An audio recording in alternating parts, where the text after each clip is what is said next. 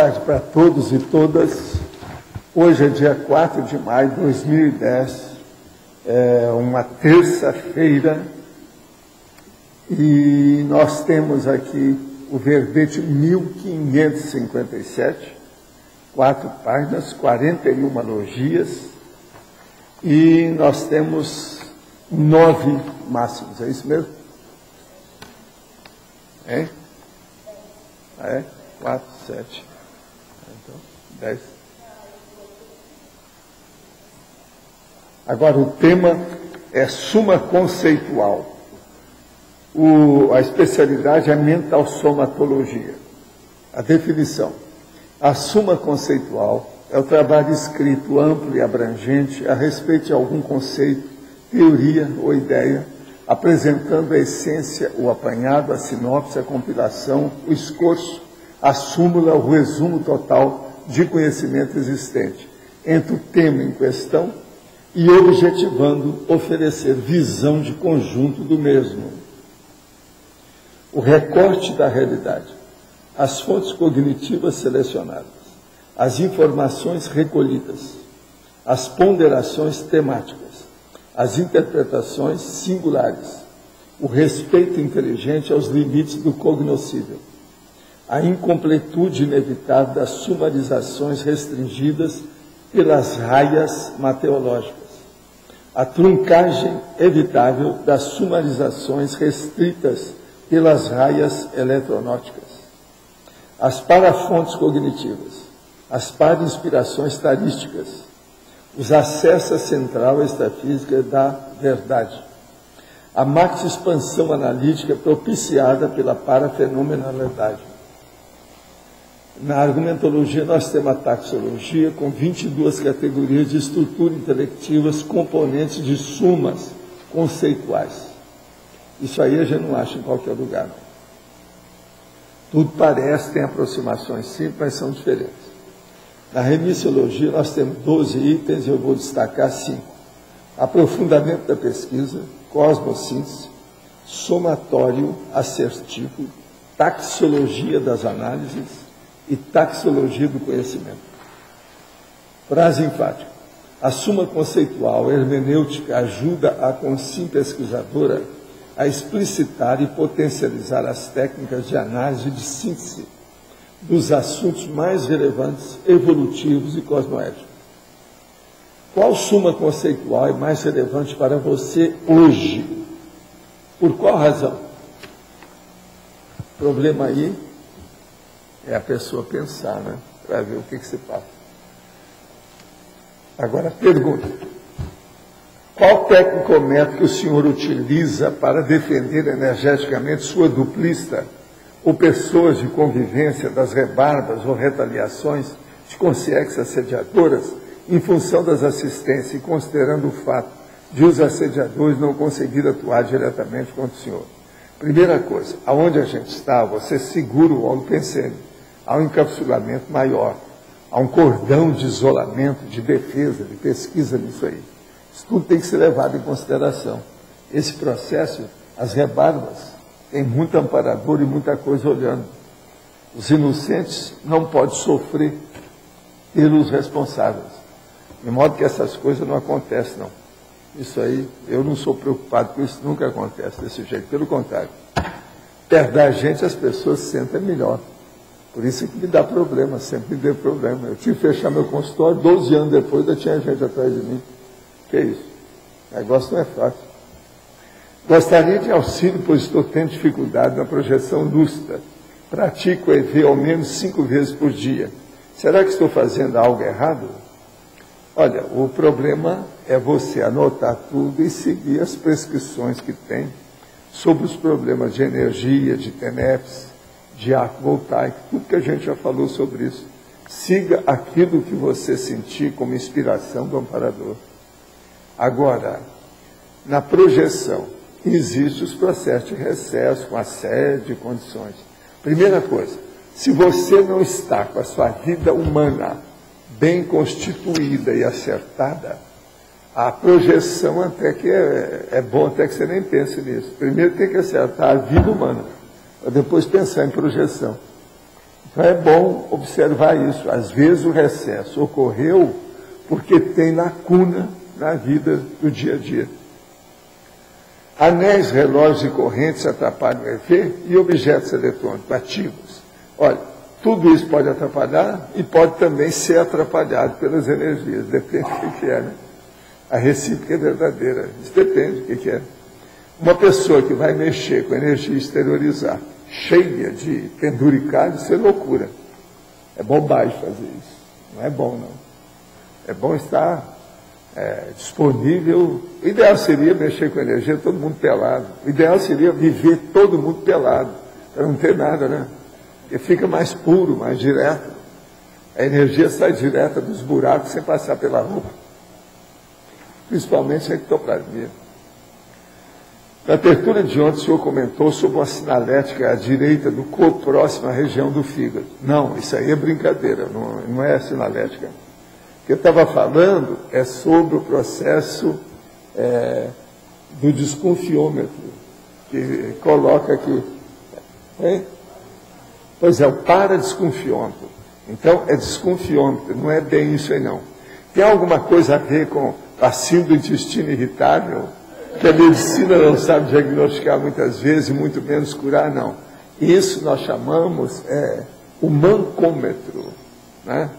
É o desconfiômetro. Pensa bem o que nós estamos falando. Então eu falo que é como se fosse um aparelho que a pessoa tivesse à direita dela. Porque a direita já é para ver se conserta. Porque geralmente já está atrapalhada da esquerda, né?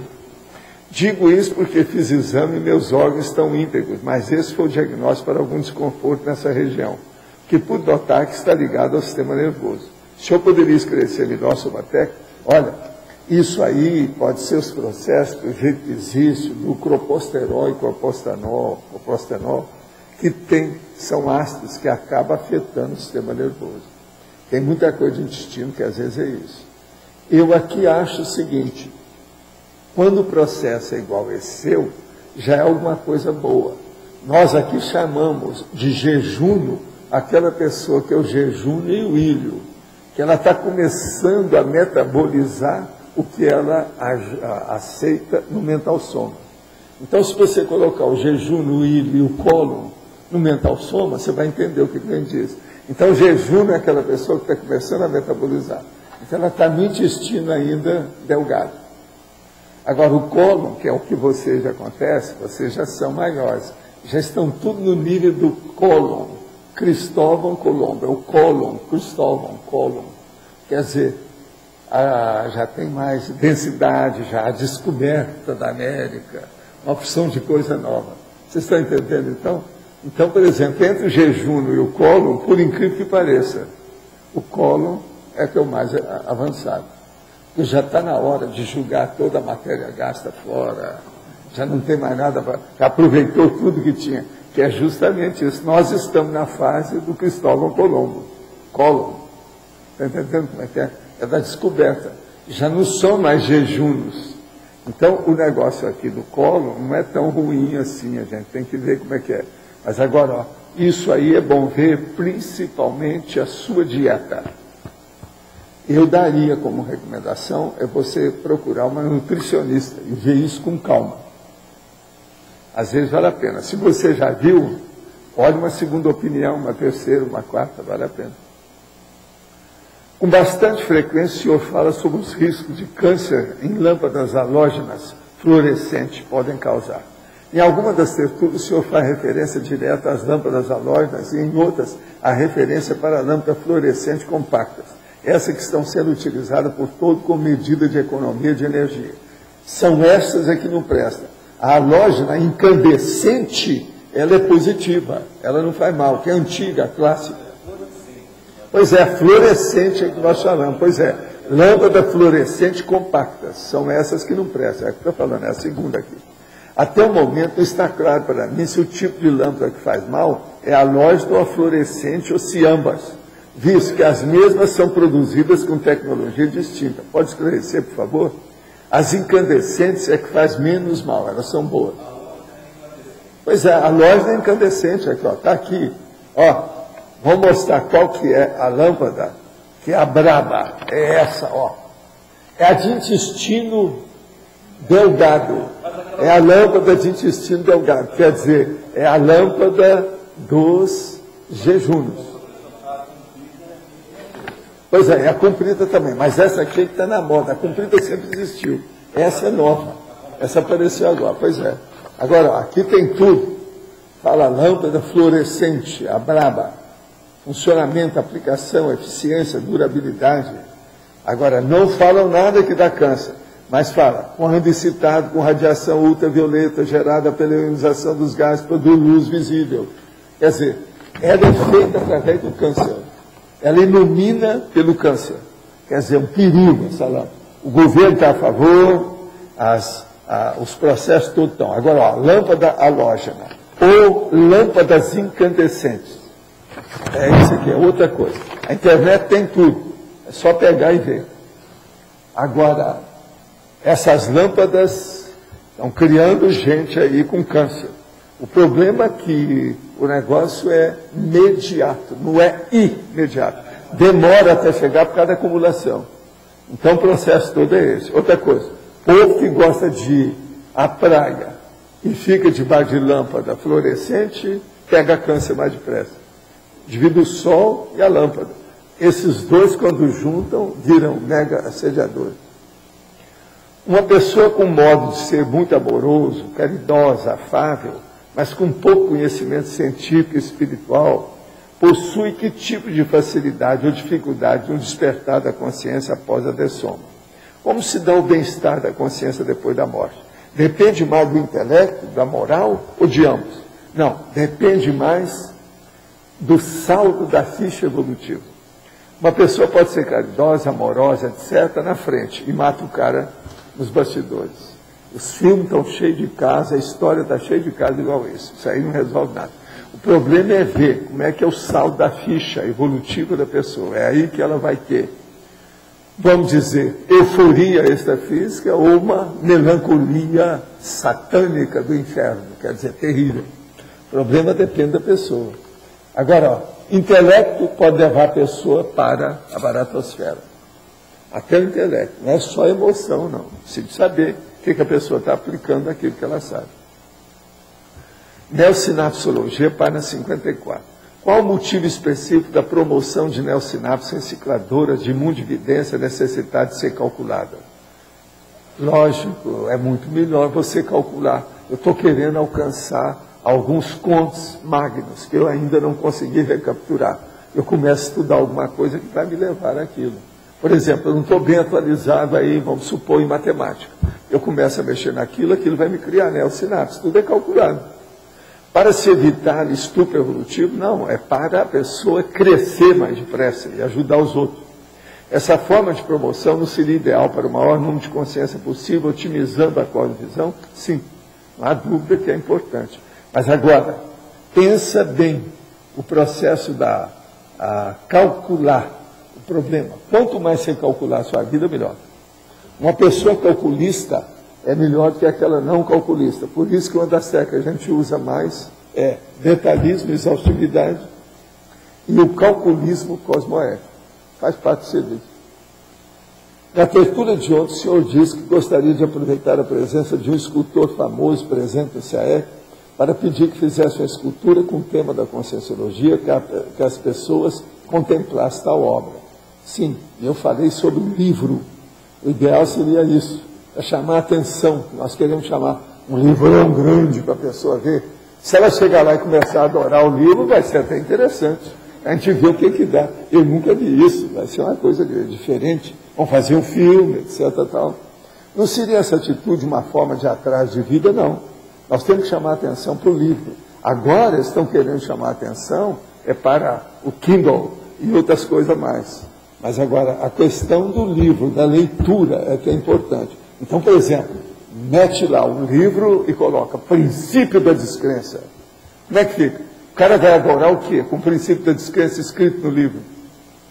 O livro é um tratado do princípio da descrença. Põe lá, e faz a escultura disso. Vocês não acham que é uma coisa importante? Agora, grande parte das seitas religiosas tem como pilar principal o simbolismo. Eu sei, você não vê que eu vivo metendo o pau em simbolismo aqui?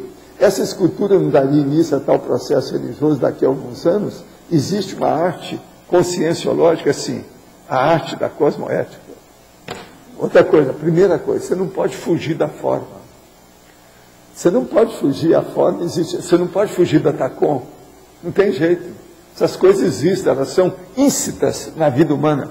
Elas existem, são internas. Como é que fica? Agora, o problema que nós queremos é o seguinte, a gente quer fazer, vamos dizer, o paisagismo, melhorar as coisas aqui, principalmente o CAEC, da Vila Consciência, do discernimento. Temos que fazer, nós já temos uma série de escultura. Olha, eu te convido para você dar um pulo aqui no CAEC e ver as esculturas que nós temos. Tem uma mulher pelada, branquinha ali, ó, que é uma deusa. Está bem aí na entrada nossa. Você já viram aquela mulher pelada? Tem outra lá na porta de casa. Está cheio de mulher pelada. Inclusive tem um bumbum de uma. Na hora que você vai sair lá de casa, dá para ver o bumbum da dona. Você está entendendo que está de fora? Agora veja, isso tudo faz parte do serviço. Agora, na porta de casa tem mais 5 esculturas. O que é que tem lá? Tem 2 patos, um pato grandão, que parece um cisne. Tem, o que mais? São 5 ao todo. São 5 bichos que tem lá. Escultura de bicho, está na porta da minha casa. O que há? Faz parte do serviço. Uma outra coisa, é bom a gente falar para ele. O nome da minha casa é Base Cat. Tudo é um processo. Tem arte nessas coisas. Então, você não pode fugir da arte, que é isso. Como é que faz? Estou em uma encruzilhada, revi meus conceitos pessoais e percebi que sempre tive conflitos de convivência por ser a espertona. Nome bonito, espertona. Agora preciso mudar esse tipo de pensamento. Como posso assistir a todos sem ficar nas mãos de assédios que estão tentando me incutir culpa? Devo mudar de setor em meu trabalho para não correr o risco de negociar com esse tipo de energia e me comprometer mais. Olha, pensa bem. Agora, eu acho que você é mais forte do que isso que você está falando. Tenha mais confiança no seu pulso. Modifica suas coisas para melhor e vá em frente. Agora, sempre é bom a gente fazer reciclagem daquilo que a gente faz, daquilo que a gente tem, daquilo que é a vida. Alguns médicos cirurgiões praticam artes marciais, especialmente as japonesas, alegando que conseguem ter mais equilíbrio emocional durante a cirurgia. Qual a sua opinião sobre o assunto? Eu acho que isso pode ajudar, se eles se sentem bem, vão em frente. Mas eu não acho que isso seja o ideal. Agora, o cara, será que ele vai ficar tranquilo assim, igual eu? Ó, aqui. Eu fazia cirurgia, eu sou ambidestro, com as 2 mãos. Então o negócio é isso aqui. Pois é, o processo é, ele está achando que o escalpelo, o bisturi é uma espada. Isso aí é um perigo. Agora, o que eu vejo é o seguinte, mas tem pessoa que se dá bem, é preferir fazer isso do que não fazer nada. Agora, o ideal é andar na esteira aeróbica. Lembra disso? O professor já ouviu falar no sistema de fotos, de leitura photo-reading, o sistema Whole Mind. Não, eu não estou a par disso, não tenho competência para falar. O sistema seria como a leitura dinâmica, mas nele se lê uma página inteira. Eu vi na internet casos de pessoas que conseguem ler 632 mil palavras por minuto. Isso não me interessa, eu acho besteira tudo isso. O problema nosso não é de ler, é de interpretar. Leitura qualquer um pode ler mais rápido. Né? O problema é o seguinte, como é que essas pessoas leem 232 mil palavras? E daí, o que guardou? Ela guardou pelo menos alguma ideia? 632 mil palavras por minuto. Você acha que guardou alguma coisa? Serenão já deve ter dificuldade para fazer isso. Agora, uma pessoa vulgar, que não entende nada de processo de serenologia, vai fazer isso? E a vovozinha, vai bem? O sistema funciona, o professor acha possível? Não, não acho. Devo comprar o livro sobre o assunto, é só mais um bagulho intelectual. Olha, compra para você fazer experiência e depois, se não prestar, meter o pau. Isso é uma boa. Vamos estudar. Eu não estudei. Se tivesse, eu ia ver. Se o negócio estivesse na minha mão aqui, eu ia ver. Mas eu não perco tempo com isso. Desde 1950 que eu vejo a leitura rápida, teste disso, programa daquilo, curso não sei de quê. E eu falando, vovozinha, isso não dá certo. Eu leio um monte de livro, mas veja, não adianta você ler livro a leitura rápida, isso é bobagem. Processo é interpretação, você assimilar aquilo que você leu, ver o essencial. Tem livro que eu já li 19 vezes. Tem outro que eu li o início e não prestou, tirei fora. Isso depende. Então, você vai ter velocidade para quê? Eu não entendo bem esse negócio de curso de leitura rápida. Isso é tapiação. Para mim, isso não foi nosso. Agora, eu não conheço isso aí, não tenho competência para falar o que é isso. Holy Mind, quer dizer, a mente integral. E photo reading, quer dizer, a leitura de foto. Agora, gente, eu estou aqui com um negócio da internet falando sobre Chico Xavier, o filme. Eu estava implicado com uma coisa e eu fiquei sabendo agora o motivo. Que eu não vi o filme, mas eu perguntei sobre o negócio de Uberaba, eles falaram que não aparece praticamente nada lá de Uberaba. Agora, nós ficamos sabendo por quê. Eles não incluíram Uberaba no filme porque foram pedir dinheiro à prefeitura e a prefeitura não tinha dinheiro para dar. Então, eles são todos dinheiristas e tudo foi feito à base do cifrão, para ganhar dinheiro. Quer dizer, Chico Xavier não era assim. Quer dizer que o filme é o contrário da filosofia do Chico, totalmente contrário. Tudo diferente. Ele jamais ia deixar de falar a verdade de vir dinheiro. Eles. Nós, no Instituto, nas nossas licenças, a gente faz uma força danada. O cara não tem dinheiro, a gente dá cortesia para ele para fazer o curso. Quer dizer, o filme foi feito para coletar dinheiro por aí afora. Quer dizer, uma máquina de fazer dinheiro. O negócio é esse. Valdo, então, a prefeitura não deu dinheiro, eles riscaram do mapa para não falar em Uberaba. Quer dizer, totalmente capitalismo selvagem. Agora, o filme foi feito pela Globo, é natural, né? A gente entende. O que foi? Eu comecei a ver o filme, achei muito água com açúcar, não aguentei. Muita... Ah, é? Você parou? Eu não aguentei. Vem cá, mas você viu que tem 4 Pai Nosso lá no filme? Não aguentei. Muito água com açúcar. Eu não vi o filme ainda, não. Estou esperando para ver. Oportunamente.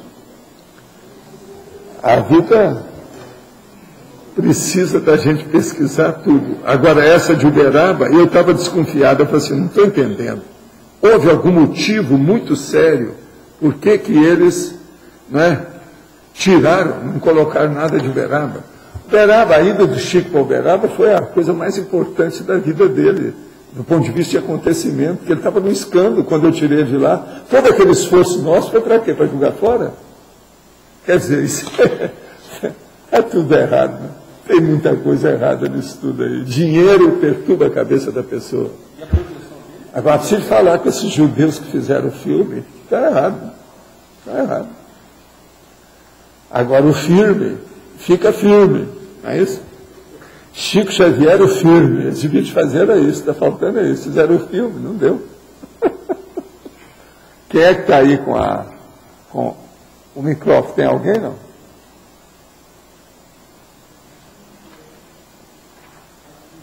É? Taxologia, página 55. Gostaria que você falasse sobre o item 16, sinopse dos erros. 16, sinopses de erros. A sinopse de erro é uma das coisas mais sérias que nós podemos fazer. Então, você estudar, por exemplo, quais são os seus erros mais comuns. Eu vou te mostrar o erro meu. Por exemplo, eu digito com muita rapidez, porque eu fiz, sou da época da datilografia e tal, fazer tudo rapidinho, que é a chamada velocidade. E como eu escrevo demais, tem que ser rápido. Né? E isso é diferente da leitura, que é escrever. Mas agora, por exemplo, nessa escrita rápida, como eu escrevo demais a palavra consciência, se eu não tiver cuidado, eu escrevo cosne em vez de cons. C-O-S-N em vez de C-O-N-S. Esse é um dos erros mais comuns de quem escreve os processos nossos da conscienciologia. Outro erro é o problema do ão em português, que na digitação, se você não tiver cuidado, ele fica ao. Ao com acento agudo.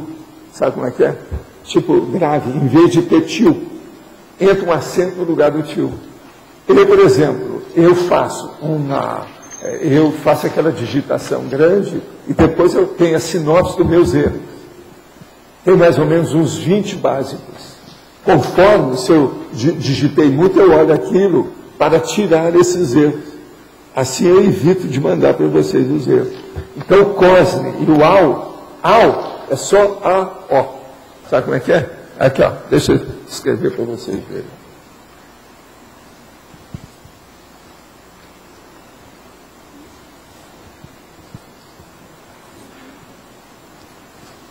Ó, cosne e ao. Aqui, ó, esse ao aqui seria assim, ó. É um tio, ó. Agora o cosne ali é cos, ó. Quem digita depressa acaba errando. Você está entendendo? Então, isso é a sinopse dos erros. Agora, essa minha sinopse dos erros é a sinopse que eu tenho. Eu tenho um caderno de revisões. E eu tenho uma técnica de revisão de 50 anos. Eu tenho aperfeiçoado isso. Então, com o processo da computação, muita coisa eu melhorei. Então, essas coisas todas a gente vai melhorando com o tempo. Você entendeu isso? Entendi. No meu caso, eu tenho um condicionamento, talvez seja errado, de dormir tarde. Só que eu produzo muito bem de noite. Mas isso aí é sinopse de erro de conduta. Isso é etológico, esse é pior. Esse aí é só na base do chicote. Cada vergonha na cara. Mas se eu sistematizar isso com um trabalho antelucano, eu resolvo. Agora, você vai fazer isso, você vai demorar no mínimo 6 meses. Por isso que o povo desiste. Tudo que mexe com sono precisa de 6 meses a 1 ano. Às vezes 2 anos, depende do temperamento da pessoa. Então, você mudar o horário que você vai dormir não é fácil. Demora meses. E a pessoa tem que ter determinação. Se ela não persistir, não adianta nada. Agora, marca isso durante 6 meses. Você muda seus horários. Eu, por exemplo, eu não tenho problema nenhum com isso. Eu faço do jeito que eu quero. Os dias atípicos, eu mudo o horário, nada me ofende. Conforme o dia eu levanto lá pelas tantas, conforme o dia é outro horário, depende do que é. Outra coisa, se eu tenho muita coisa para ler, o negócio é sério, eu estou encaminhado, às vezes, em 3 verbetes, eu dou primazia, prioridade para aquilo. Meus horários todos ficam estourados. Mas eu, pouco a pouco, aquilo vai encaixando tudo de novo. Essa noite mesmo não foi uma noite normal para mim, não. Eu fui dormir mais ou menos no horário, mas depois fui olhar outras coisas, e depois só bem mais tarde que eu fui levantar para trabalhar. Mas fiz o meu verbete, terminei tudo. Tudo certinho. Professor, aqui no B, Rosa, queria ver se é possível o senhor fazer, já que nós estamos falando em suma conceitual, fazer uma correlação entre na fatologia, o respeito inteligente aos limites do cognoscível, segunda linha da fatologia. Onde é que está isso? Fatologia. Fatologia. Segunda linha, fatologia, o respeito inteligente aos limites do cognoscível. Sim. Eu queria que se o senhor pudesse fazer em relação à reeducação no filme O Milagre de Anne Sullivan. Quais os aspectos que o senhor gostou em relação à reeducação dela, em relação a Anne Keller, e o que o senhor discorda? Olha, eu não me lembro muito bem dos detalhes, não. Eu só vi que, ponderando tudo, tinha mais coisa a favor do que contra. Por isso que eu falei a favor do filme. Agora, outra coisa, eu não indiquei o filme para todo mundo ver, não. Só para gente especializada que vai entender o filme, porque senão outros não vão entender. Eles vão achar o filme aborrecido, vão ficar assim, assado. Isso é para técnico. Sim. O filme é mais técnico, é muito bem Porque bolado. ela usou uma reeducação, como, por exemplo, como ela foi totalmente deseducada pela mãe, porque na verdade a gente vê que não é pelo processo dela ser deficiente que ela teria ficado igual um bichinho, como ela ficou, né? Que eu quero te dizer, o filme tem exageros fisiológicos dentro da história, está entendendo? Se você for olhar bem as reações de som e fala das pessoas, não corresponde bem ao jeito da menina. Mas aquilo, os fatos e a apresentação correspondem didaticamente a mostrar o que pode ser feito para melhorar. Que é a paciência da professora com ela. Aquilo que é o ponto mais alto de tudo. Foi esse muito E outra positivo. coisa, A segunda coisa positiva é mostrar o erro dos pais. Ter boa intenção só e boa vontade não resolve nada. O problema é ter discernimento para escolher o melhor, o prioritário, o ideal, dentro daquele contexto evolutivo. Agora, o filme, se você for pensar sobre esse aspecto, o Paul tem razão de ter dado o Oscar para as duas donas, porque são fora de série, realmente o que fizeram não é fácil. Aquela menina, por exemplo, a menina jovem daquele jeito, ela era aluna, ela não tinha sido professora ainda. Acabou de concluir o curso e foi a primeira experiência dela pedagógica. Pois né? Mas veja então, bem, ela isso aí é gente artista de 10 vidas anteriores. Você está entendendo? Fora de série. Agora, o problema que eu vejo não é isso. O problema é que esse filme é de 1962. Nessa época, você pensa bem, nós temos isso faz 50 anos. Ele já era muito avançado pelos processos que tem hoje sobre esses assuntos. Eu gostei do filme, da montagem. Vale a pena. Agora, o técnico, quem está mexendo com o processo técnico para entender a consciência humana, o filme é muito importante. Entende? Agora, daí para todo mundo não adianta. Teria que alguém lá explicar, faz uma pausa. Ó, essa cena, o que é que tem? Assim, explicar tudo. Porque senão não adianta. Se a gente for colocar isso, as pessoas não vão entender nada. Professor, ela usou um adestramento. Do ponto de vista da interpretação. Né? Ela usou um adestramento, como se faz, porque não tinha mais como fazer da bicho. Ela usou a mesma coisa. O problema dela é de bicho, o adestramento de bicho. Mas agora, só que tem com muita inteligência. E outra coisa, a paciência da professora é o ponto alto de tudo. Muito, demais. Acho que eu não teria tem cenas perfeitas no filme. Muito, muito. Outra coisa, a menina também, a violência dela, o processo físico, o negócio de julgar, aquilo é perfeito. Quem já trabalhou muito com doente mental, e principalmente com criança que você está entendendo? Oligofrênica, de algum modo, sabe o que é isso. Eu já tive muito contato com gente assim. Não é fácil. São aquelas crianças que você tem que tirar o óculos para chegar perto dela. Eu trabalhei também. O perigo é de furar o olho. Na pestalose, né? Eu tratei de muita gente desse jeito, não é fácil. Está entendendo? Agora, o que eu vejo é o seguinte, o filme é didático. Para quem entende do assunto. Eu só fiquei assim, com dúvida se aquele adestramento, mas eu acho que ela não teve outra opção. A menina estava tão estragada pelos pais. O adestramento não é da menina. A menina desencadeou a cadeia de adestramentos. Que pegava a família toda, o ambiente, o modo de pensar. Foi todo o grupo familiar. Então, é a filosofia da época. Isso é terrível, né? Outra coisa, como aquilo é antigo, do ponto de vista da história, está perfeito. Naquela época, os recursos que haviam eram aqueles, porque os recursos não são de 1962, aquilo é mais antigo.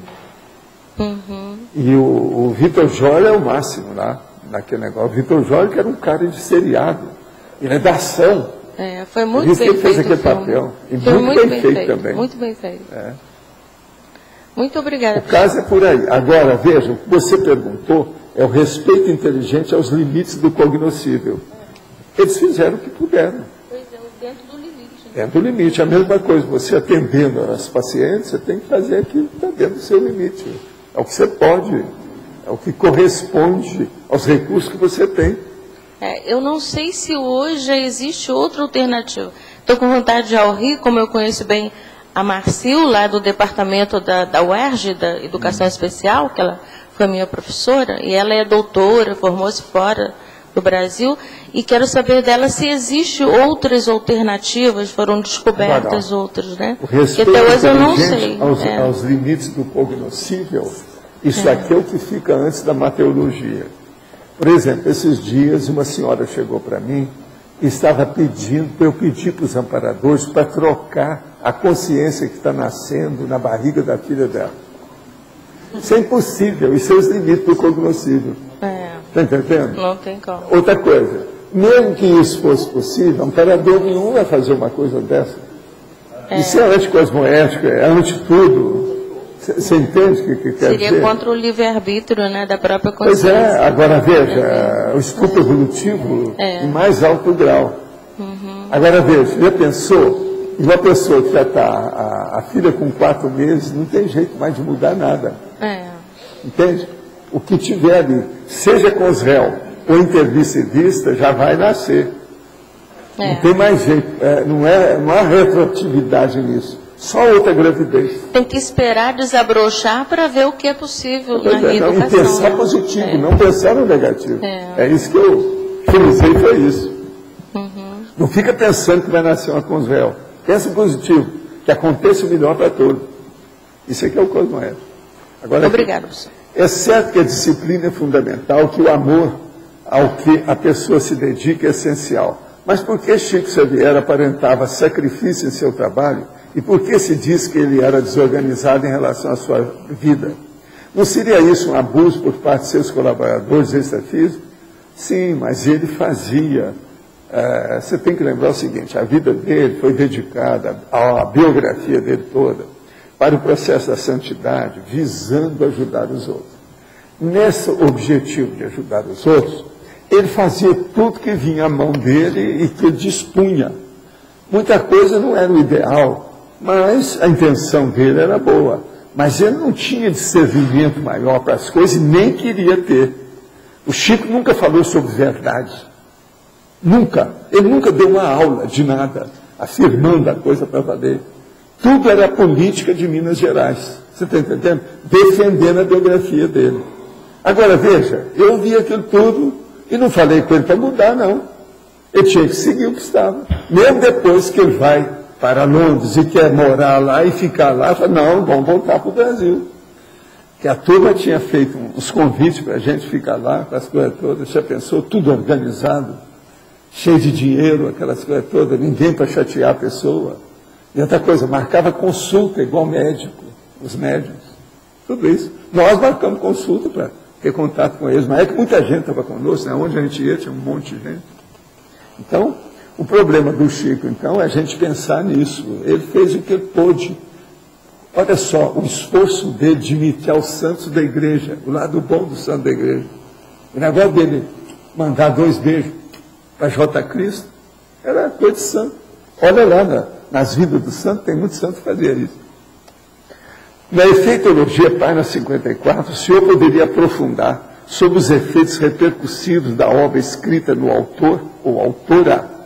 Ainda nessa página, em trinomiologia, poderia falar sobre o trinômio cosmofisiológico, holossomaticidade, multidimensionalidade, seriexialidade. O problema é o seguinte, toda pessoa que escreve e faz a publicação daquilo que escreveu, um livro, seja um manual, um tratado, um dicionário, uma enciclopédia, seja o que for, a pessoa vai ter repercussão daquele texto para as próximas vidas dela, se aquela obra escrita permanecer. Enquanto ela estiver viva, aquilo vai ter repercussão em cima da pessoa. Se o texto é bom, as repercussões são boas. Se o texto não presta, as repercussões não prestam, vão ser negativas. Então aí a pessoa vê o que é que tem, qual a repercussão. Agora, o trinômio, holossomaticidade, são os veículos de manifestação da pessoa. Multidimensionalidade, são as múltiplas dimensões que nós temos existenciais para a gente se manifestar. E seriexialidade, é a seriexialidade das vidas sucessivas, é isso que eles chamam de reencarnação, vida sucessiva. Então, a cosmovisão tem que ver todos os veículos de sua manifestação, todas as dimensões e todas as suas vidas humanas que você teve. Isso é uma das coisas mais inteligentes que tem, esse trinômio. Algumas vezes, quando estou mais concentrado na prática do EV, parece que a energia no abdômen sobe e parece querer sair para fora. Sair, às vezes, pode ser para fora, mas às vezes também pode ser interna, não é isso? Isso é desbloqueio do chakra ou ectoplasmia? Olha, o problema todo aí é você que tem que examinar para ver onde é que você tem trafar e onde é que você está precisando de assistência. A energia deve estar trabalhando nesse sentido. Se examinar. Cada caso é um caso. Agora, se você está notando a energia com muita intensidade, com muita fluência, deve ter ectoplasmia nisso sim. Agora de manhã eu estava treinando para tentar instalar o EV. Quando consegui começar a acelerar, as energias, meu soma começou a balançar no quadril e um pouco no tronco, o que me atrapalhou para acelerar ao máximo e atingir o EV. Aconteceu nas 6 vezes que eu tentei. Seria sério? O que devo fazer? Já que ainda não domino o EV. Não, isso aí é mais processo de miocronia mesmo. E às vezes dá parestesia junto com a miocronia. Isso aí é normal. Agora, se esforce e fica firme. Quem manda no seu corpo é você. É a sua vontade que comanda a energia. Pensa nisso. Isso é importante. Pode falar, amigo. Na 54, códigologia. Códigologia. O Código Pessoal de Cosmoética implantando a cientificidade e fiscalizando a apolegeticidade nas autogescons. Quer dizer, as gestações conscienciais que você tem, como é o seu código, você examina a sua gestação consciencial, essas gestações estão de acordo com o seu Código Pessoal de Cosmoética, de uma maneira racional, científica. Você fiscaliza isso. Agora, a apologeticidade, a apologia, como é que você faz? Enaltecimento. Vamos fazer a apologia do bem, da Tares, da cosmoética, da evolução. É esse que é o caminho. Agora ele implanta a cientificidade.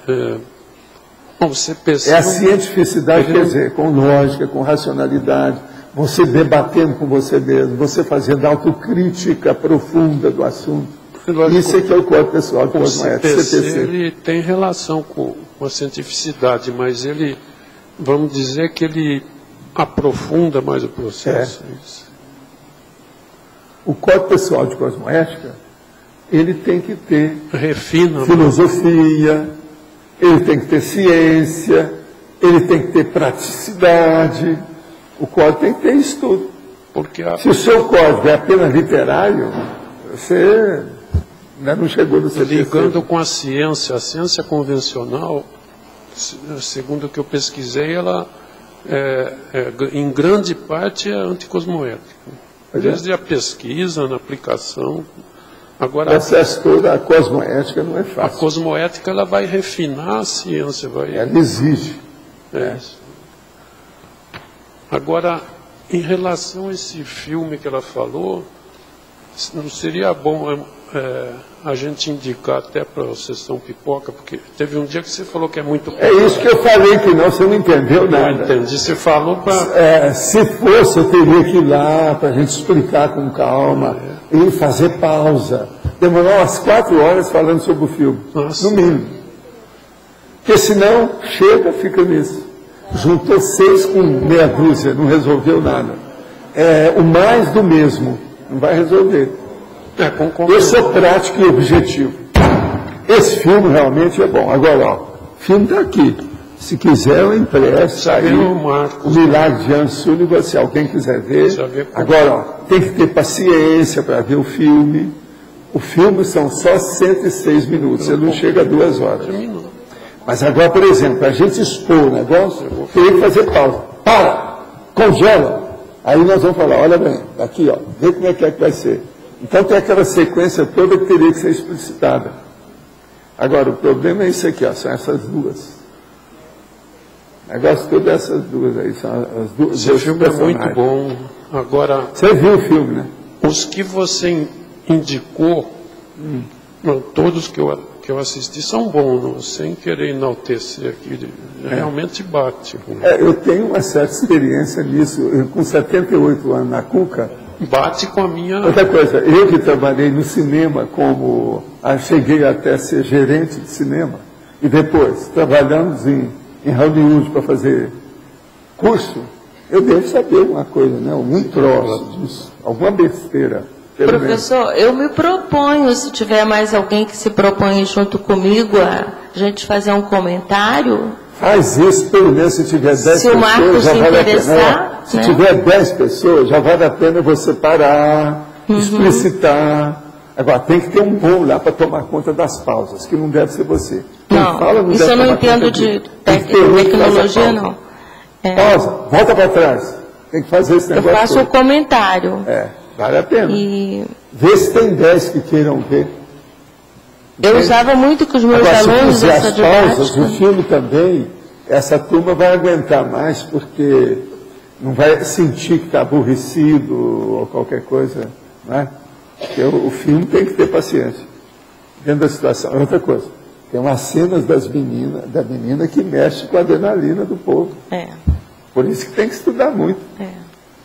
É pior que filme de ação, aquelas cenas que ela tem. Você não acha? É, Porque é muito o bom para negócio é tão educadores, natural, né? não tem máquina, é ela. É, Você sabe que a adrenalina pior que tem é quando é mostrada através de uma pessoa, pelo corpo dela. Não é o carro que bateu, incêndio que deu, explosão que houve, isso tudo é besteira.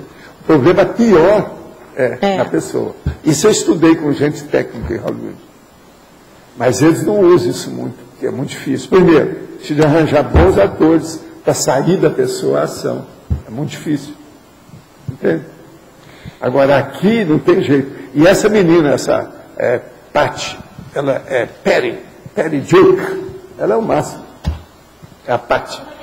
13 anos mais ou menos. Na ocasião, eu não sei, precisa de ver, né? Ela foi excelente atriz, O caso né? todo é ver Desempenhou como é que era. perfeitamente. O negócio é antigo. Agora parece que lá tem outros dados, lá no dividir, precisa de ver. Ele tem o letterbox. Sabe de ver como é que é esse letterbox? O que é que tem nele? Eu não cheguei a ver. Eu não vejo esses, sabe, o making of desse filme. Eu olho sempre o filme que eu já tenho meu nariz para ciscar o negócio e ver o que interessa. Se você quiser, se tem mais Eu gente. vou falar com Quem é que quer ver esse filme? Levanta a mão. Vamos ver se tiver 10. 1, 2, 3, Vale a pena 4, para 5, psicólogos e 6, educadores. 7, 8, 9, 10. Não, E tem mais de 10. quem não é psicólogo e educador professor. gosta de criança. Agora, ó. Alô, alô, meninada. Alô, alô, Cine Maníacos. Alô, alô, como é que chama lá? Cine Clube. Alô, alô, pipoqueiros. Não é pipoqueiro ou alô, alô, pipoqueiros. Se você quer aprender alguma coisa do ponto de vista da reação da consciência, vale a pena ver esse filme. 106 minutos. A Rosa vai apresentar o filme com as pausas de vida na hora certa e vai fazer o comentário do filme. Você vai demorar no mínimo umas 3 horas para falar isso. Passar para Alexandre. A gente podia fazer uma sessão pipoca especial, fazer uma divulgação, então eu acho que vai dar bastante gente. Você acha? Vou falar com o Agora, Marcos Jung. paciência e caldo de galinha com você. Amigo, você vai lá para você ser o assessor da Rosa, tá certo? E arranja alguém para fazer a projeção. Valdo, outra coisa. Eu não sou nada especialista nesse ponto, mas eu entendi tudo. Não, você vai ajudá-la a carregar o material. Eu entendi. Agora, arranja um para fazer a projeção. Mas não, mas eu preciso ficar perto de você como guarda-costas, para falar as coisas. Professor Valdo. Agora, outra coisa, você deixa o povo fazer comentário, que é muito importante. As perguntas que aparecerem para clarear. Entende? Veja bem. Professor. Gente, esse filme pode esclarecer muito em matéria de psicossoma. Examina bem a psicossomática. Ele é um estudo violento, profundo de psicossoma. Vale a pena ver isso. Está desligado, Rosa. Para o curso de formação de professores e dava aula de didática, filosofia, né? E aquele filme, Em Nome de Deus, eu também fiz dessa forma. E eu passei para todas as turmas no curso de formação. E eles entenderam, porque o filme é difícil de entendimento, O até filme, para se a gente jovens. Né? escolher bem, um filme pode ajudar mais do que uma aula inteira da pessoa.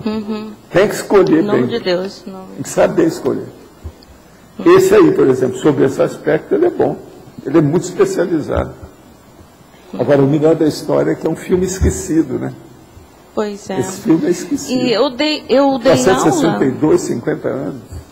Eu dei aula por 5 anos. Outra coisa, né? está muito bem a condição do filme. Está muito nítido, muito claro. Eu vi na minha televisão grandona, você está entendendo? Muito bom. O filme é excelente. É um filme antigo, muito bom. E, professor, eu dei aula na escola Anne Sullivan, lá em Niterói. O senhor sabe o que tem a escola Anne Sullivan? Seria bom arranjar água e deixar perto um copo descartável, porque senão a adrenalina pode pegar algumas pessoas. Todo mundo leva água, Bruno. É bom tomar água, uma água mais tranquila, a pessoa vai sentir melhor. Vocês vão ver o filme, depois vocês me falam. Eu quero depois que venham aqui as pessoas, o que acharam do filme. Obrigada. Para a gente continuar a briga. Mas... Valdo, duas dúvidas de verbetes bem anteriores aí. Não vai cobrar nada não, né? Certo. Professor, é o seguinte, eu estava pesquisando lá o verbete dessomática, e lá na fobiologia, o senhor coloca tanatofobia e dessomatofobia. Os dois, eles são tratados como sinônimos, ou o senhor enxerga diferenças? Assim? Para mim tem diferença clara. Depende da situação, às vezes é sinônimo, sim. Quando é que não... Porque assim, tanatofobia ela é mais utilizada... A tanatologia é um estudo técnico da ciência convencional. É do corpo físico. Agora, a dessomatologia é uma especialidade que nós criamos o nome. Então, a diferença é essa. Lá no fundo é quase a mesma coisa, mas é que a tanatologia não encara o processo extrafísico que nós encaramos. Então, deixa de ser. Não é sinônimo certinho. Mas conforme a situação é. Para o povão, de modo geral, serve como sinônimo. Vai ver. Tá, porque eu estou pesquisando o seguinte, que eu me propus a escrever o verbete, né, de tanatofobia, e no meio do percurso eu já vi que eu acho que seria melhor tratar dessomatofobia. O senhor acha que seria melhor tratar tanatofobia ou dessomatofobia? Dessomatofobia. Eu sou favorável aos meus termos. Sim, sim. Mas... Concordo. Qual que é a segunda? A segunda é o seguinte, professor. Eu estava vendo também o verbete acrasia, e eu estava precisando tirar algumas dúvidas em relação a isso aí. Me diz uma coisa, a acrasia, por exemplo, ela vem como uma consequência do hedonismo? Elas são irmãs gêmeas? Como é que ocorre isso aí? Não. Tem relação, mas não é consequência, não. Você não pode dizer que seja, não é bem assim. Não. A acrasia é mais complexa, a condição. É um furo, né? É uma lacuna na pessoa. O negócio é muito mais sério, mais embaixo. E me diz uma coisa, professor, o que é que poderia estar por trás, assim, que causa poderia estar por trás da acrasia? Ou causas? Depende da pessoa. Você tem que ver qual a raiz que ela tem em matéria de sentimentos alterados, hábitos ruins, rotinas furadas, tudo tem que ver na pessoa, né? Para ver a acrasia. Examina lá que eu não fiz um verbete muito grande, mas ele está em cima do lance. Sim, sim. Porque isso aí eu fiz logo no início, para não criar problema para a turma, para eles saberem o que é. É a acrasia, protimia, uma opção desse eu fiz logo no início, lembra? Há muito tempo. Agora, tudo isso aí eu posso aumentar. A maioria desses verbetes antigos eu posso pôr de cara o dobro do texto. Está entendendo? Tem muita coisa para aumentar. Eu estava olhando hoje, por exemplo, eu comecei a trabalhar lá, quando eu vi, fui olhar, tinha 16 máximos já no negócio. Eu falei, vou parar por aqui, já está demais. Entende? Quer dizer, se você for relacionar com os antigos, não tem tanta coisa assim. Mas é que hoje já tem, né? Tem muitas sessões com 7 itens. Então é fácil. A coisa já existe. Eu ampliei isso tudo. Então, em matéria de parapatologia, tudo pode ser aumentado. Eu não aumentei no início para não assustar o passarinho, porque senão ia ser um negócio negativo aqui logo de cara, o povo ia tudo ficar assustado. Iam pensar que a gente está estudando só psiquiatria aqui, não é isso? E não é bem assim. Então, a terapêutica da acrasia também ela vai variar de cada caso para cada caso, não é isso? Cada caso. Tem que estudar direitinho. E outra coisa, junto à acrasia, estuda o resto. Agora, ó, seria bom, se você ainda não fez isso, seria bom você ver esse negócio, eu acho que está no Reurbanizado. Você vai ver a listagem dos processos patológicos que tem lá. Que tem uma série deles. Olha para mim com a página, você tem aí a página? Nosográfico, pois é, mas é preciso de ver. Ele precisava de examinar esse nosográfico, agora precisa de ver com a página aí. Espera aí que ela vai te passar, hein? Isso. É o mini conscienciograma das patologias. Ela já deu a síntese do que é. Mas é que eu falo, lá tem o total lá. Isso aí eu estudei, uma temporada, fui anotando as coisas, Eu estudei isso durante vários anos. Depois eu demorei 6 meses estudando para chegar nesse mini dicionário lá. Agora, ali tem cada nome terrível. E outra coisa, tem 100 básicos que vale a pena você pensar.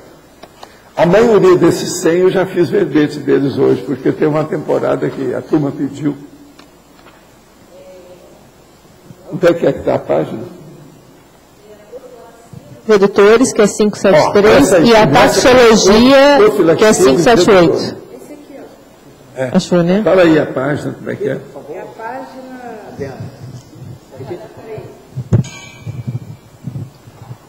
É no livro Homo Sapiens Pacíficos, página 576, é o capítulo 224, temas dos grupos nosográficos. Aí são 100 temas e depois ele faz a Onde é que está falando a profilaxia? E aí ele vai esmiuçando cada um. É toda uma seção do Pacíficos que é sobre mini conscienciograma. Onde é que está falando da profilaxia? Profilaxia dos redutores do discernimento. Do discernimento, do autodiscernimento. Redutores do autodiscernimento. Já pensou isso? Você nunca viu falar nisso? É tudo dentro da seção número 13, mini conscienciograma das patologias humanas. Mini conscienciograma das patologias humanas. Isso é que você está precisando, você ainda não descobriu isso aí. Você ainda não leu o Homo Pacífico, né? Uma parte dele começo. Você leu o Reorganizados, uma parte, né? Mas esse aí não. O senhor poderia explicar alguns detalhes e técnicas do EV? Quem é que quer explicar isso aí? Quer ver os especializados? Tem um monte deles aí. Quem é que quer falar? O Mário não está aí agora. Quem é? Para outros, vocês são especialistas hoje, até melhor do que eu. Explicar alguns detalhes e técnicas do EV. Fala tudo que você tem na cabeça sobre EV. A técnica do EV, você... Onde é que ele vai? Onde é que ele encontra? Ele tem no Professores da Consciência, ele consegue isso, e no próprio 700 Experimentos, e tem impedimentos do EV. Tem vários verbetes sobre o EV. No Homo Sapiens Reurbanizados tem 7 capítulos sobre o EV. 7 capítulos no Homo Reurbanizados. No Homo Sapiens Reurbanizados. Então isso aí também seria bom mostrar. Tá. O que mais? Não, acho que direto não. E ver umas coisas que vocês já são professores, já não são mais alunos, não é isso? Olha, estado vibracional tem em vários locais aqui, inclusive no Pacíficos, né? Mas a técnica, acha verbete. Tem verbete estado vibracional específico. Tem no Projeciologia, tem todos, vamos ver o verbete aqui. Mas explica a técnica do verbete, anda no verbete aqui. Tem uma técnica interessante que o que é a conscienciologia, um livrinho mais antigo. Basicamente a pessoa fica em pé, com o olho aberto, e ela vai circular as energias através da vontade, sem qualquer indução. Da cabeça aos pés, dos pés à cabeça, e ela vai registrando os efeitos dessa mobilização de energias através da própria vontade, não tem nenhuma indução. Então a técnica é bem simples. O que interessa é aplicar a técnica várias vezes, repetir com persistência, até sentir, perceber as energias pela própria vontade. É uma boa técnica para checar o princípio da descrença através das energias. No verbete estado vibracional, a gente confirmou aqui, ele tem todos os passos dessa técnica, como o João falou. Você vai ficar de pé, vai mobilizar as energias, vai perceber a energia se movimentando, até sentir o corpo, o holossacro começar a vibrar. Em circuito fechado de energia, da cabeça até os pés, do pé até a cabeça, e vai chegar um momento que você vai começar a sentir uma vibração. Então, vê o verbete estado vibracional que você vai ter detalhes. Agora, o senhor comentou que o Código Pessoal de Cosmoética deve ter filosofia, ciência, praticidade. Poderia dar mais algumas orientações sobre a elaboração do CPC? Primeira coisa, filosofia. O seu Código Pessoal de Cosmoética deve ser universalista. A partir disso, um monte de coisa você tem que colocar lá, né? Ciência. Você tem que ter racionalidade, debate, refutação, lógica, pesquisa. Praticidade. Você tem que olhar, antes de tudo, a evolução, qual é a prioridade, qual é o seu megafoco, o que é que você faz, qual é a sua ProEx. Eu acho que só isso aí já dá para fazer pelo menos 50 itens do Código Pessoal de Cosmoética. O senhor poderia dizer qual o nome do filme que foi comentado? O Milagre de Anna Sullivan. Essa é a terceira vez que nós falamos desse filme aqui. Veja bem, um filme que eu nem quis mostrar no Pipoca está dando mais do que qualquer coisa. A natureza humana não falha, né? Não falha. Quem tem razão é a Danusa Leão. A natureza humana não falha. Chamou muita atenção. Por exemplo, hoje eu queria comentar os negócios dos 29 verbetes, mas não posso. A natureza humana não permite. De vocês, a natureza de vocês, não é a minha. Eu ia falar, fazer os comentários aí, mas não dá, né? Porque hoje é os 20 novos.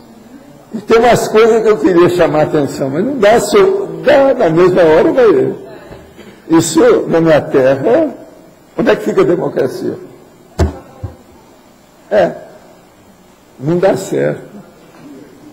Deixa acontecer para ver como é que fica. E outra coisa, com isso também, estou testando vocês, né? Pela escolha dos verbetes, a gente vê a média, vamos dizer, dos intermissivistas ou conservos. Não é isso? O caminho é esse, é o caminho. Que o verbete estado vibracional ele está disponível para download no site. Está? Porque ele os antigos, ele está aqui, acabei de entrar. Isso. Assim, é só dar lá de lado. Isso, então, lá tem a fala tudo de novo aí. Onde então, é que ele pega? Se você entrar no site da Tertúlia, tem a parte que é download de verbetes. Então você vai clicar e você vai ver o verbete chamado estado vibracional. Então você vai pegar, você vai ler, você pode copiar para o seu computador ou ler na própria tela, e lá tem detalhes da técnica, passo a passo. Então você tenta fazer, né, tenta o experimento, e se tiver dúvidas, volta a perguntar. É bom ele ver na prática como que ele vai se perceber. Ajudar, né? Uma boa fonte. Quem é que está com o microfone? Você? Eu achei muito interessante, eu queria tirar algumas dúvidas sobre a taxologia na página 55. O que você quer?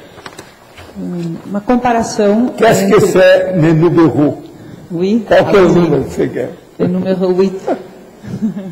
O número 8. 10. Fundamentos de determinado conceito. Isso aí é uma das coisas mais sérias que nós precisamos de fazer sobre qualquer coisa, né? Ou lá no manual de redação da Conscienciologia, eu coloquei uma série de dados para a pessoa perguntar para si mesma: você sabe o que quer dizer isso? Você já ouviu falar, mas você sabe, você é capaz de dar a definição e explicitar tudo? É justamente isso aqui. Então, é os fundamentos de determinado conceito. As pessoas ficam sabendo de um conceito ou de acepção de um termo, de um vocábulo, pela metade, parcialmente, por ouvir dizer. Então, é a música de ouvido, mas ela, tecnicamente, não sabe o que quer dizer aquilo integral. A reação, ou a relação, ou a realidade daquilo. Então, esses fundamentos de determinado conceito são terríveis. Isso está dentro da suma conceitual. Olha bem. E qual que é o outro? Número 10, 12 10. 13. Perspectivas do mesmo tema. A perspectiva do mesmo tema é a variação do mesmo tema. Na música, você roda, roda, tá. Área, sol, né? Variações da área da corda, área sol, do Bach. Johann Sebastian Bach. Variações da corda sol. Entendeu? Ok. Aquilo ali é a mesma coisa. Número 12, a temática é a mesma. Então aqui é a mesma coisa. Perspectivas do mesmo tema. Sim. Quais são a perspectiva? O que é que dá? E aonde quer que bate? Quais as inter-relações? As associações. O número 12 é a recompilação. 12, recompilação de assunto. Uhum. Isso aqui é uma das coisas mais, vamos dizer assim, boas que uma pessoa pode fazer. Ela, por exemplo, ela está pensando que ela sabe tudo sobre aquele assunto. Depois de 10 anos, ela vai fazer uma recompilação, pega tudo que ela tem depois vai ver na internet, vai ver na holoteca, vai ver com as pessoas, olha tudo e atualiza a bibliografia. Com isso, ela aumenta demais o processo da visão dela. É um revival. Tudo aqui, vocês têm que lembrar o seguinte, a suma conceitual é para a pessoa sair da monovisão e entrar na colivisão. Vocês não acham que isso funciona? Outra coisa, vocês não vão ver isso comumente, essa expressão suma conceitual, mas ela existe. Os filósofos falam muito nisso, gente que estuda o processo de ciência fala em suma conceitual. Agora, no nosso caso, ela é importantíssima para a pessoa sair daquele reduto monovisual para aquela junção sideral da cosmofisiologia. Aparentemente parece só uma resenha, mas não é, é muito mais. É muito mais do que isso, você está entendendo? É um golpe que a gente dá aqui. O número 13, professor, diferenciando do número 10. Repertório de linha de conhecimento. Qual é o repertório que você tem em determinada linha? E eu tenho listagem das coisas que eu preciso. Agora, quem aqui ficou especialista nisso, que eu fiz muita força com ela, deixa eu ver se ela está aqui, parece que ela não está aqui, é a Ivone. A Ivone hoje tem repertório de tudo quanto é linha de conhecimento mais importante. Seriam as de ciência, de filosofia, de arte. Ela tem repertório. Outra coisa, o repertório que ela tem é melhor que os da internet. São maiores. Ela vai juntando, ela vai acumulando. Todo mundo que acumula as coisas sai de baixo. É a holoteca. Né? São as listagens. Entende? Sim. É um inventário. E o último, número 17, a síntese do conhecimento. A síntese do conhecimento. Aí é você arranjar aquilo que eu chamo do mega pensene trivocabular do assunto.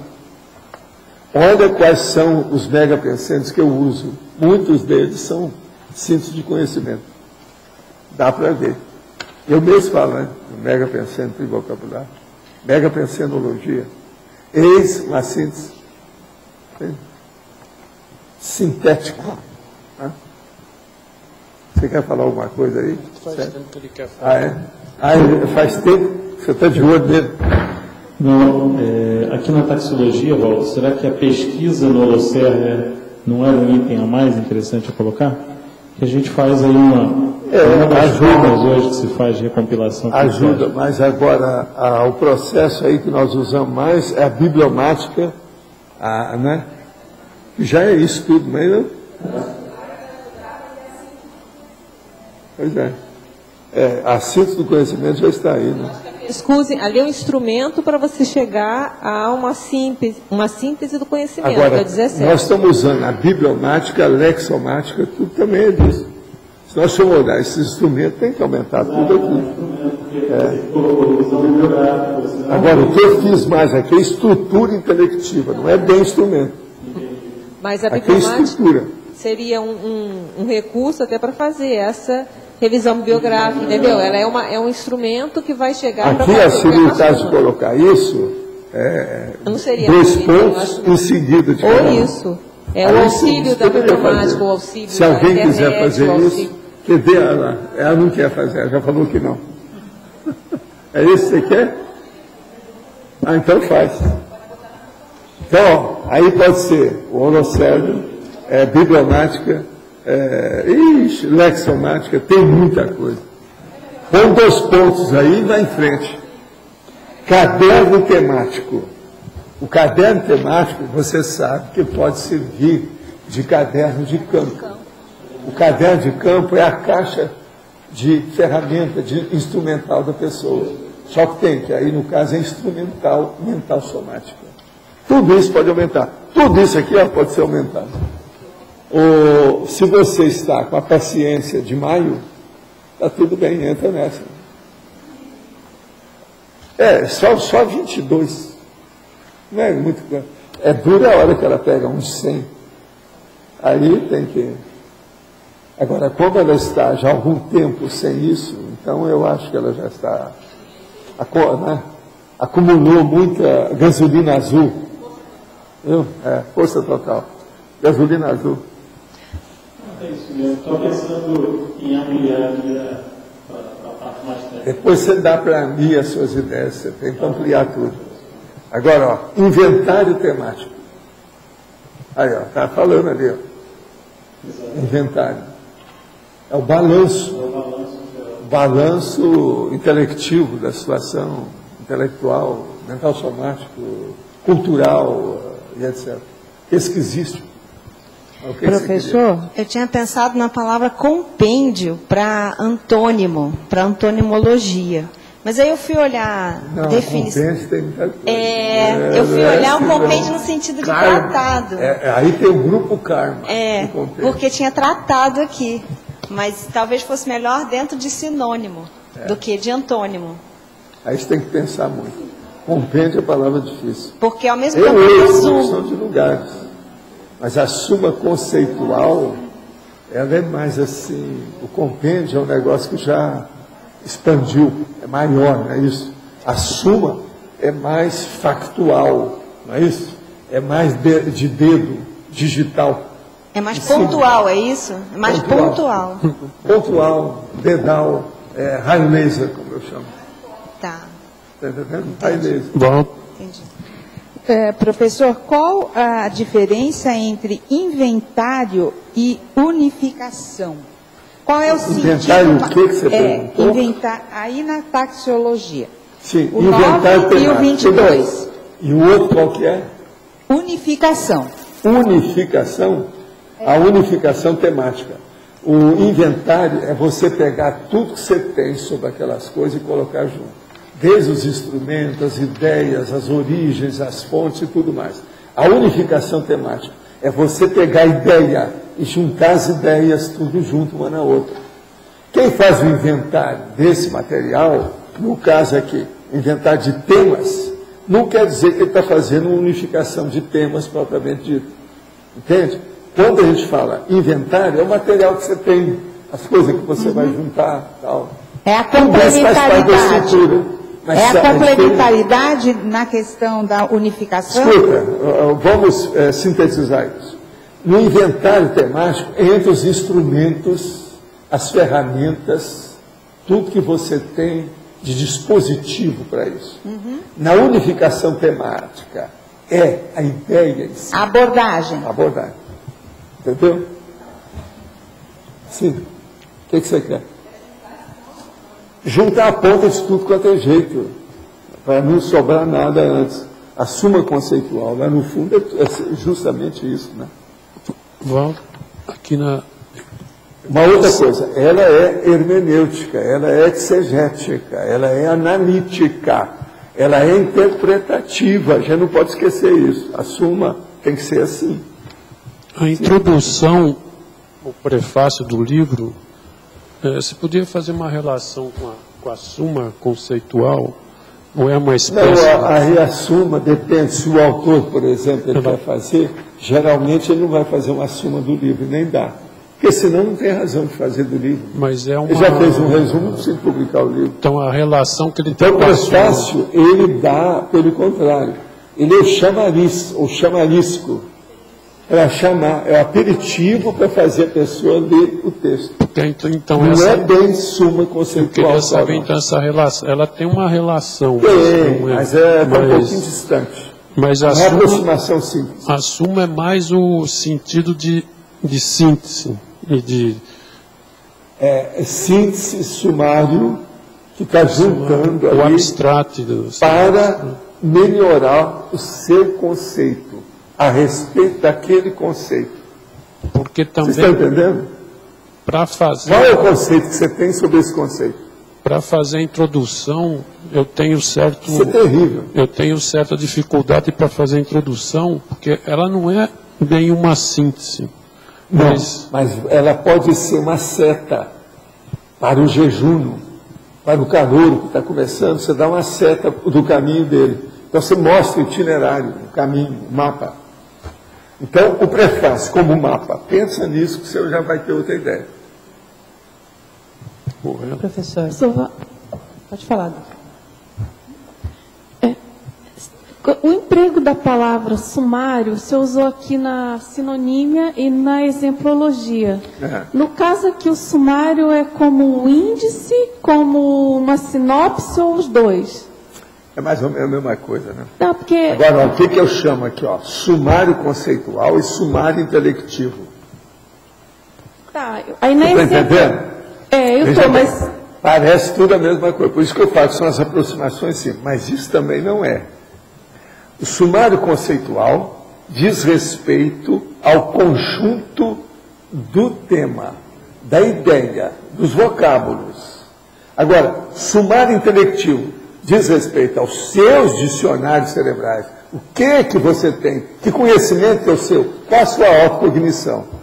Aqui, ó. Você lê isso aqui, o povo vai, tudo é igual. É a vovozinha que é igual. Não é igual. São as aproximações simples. Eu vou ler de novo. Sumário conceitual, do conceito. Sumário intelectivo, seu.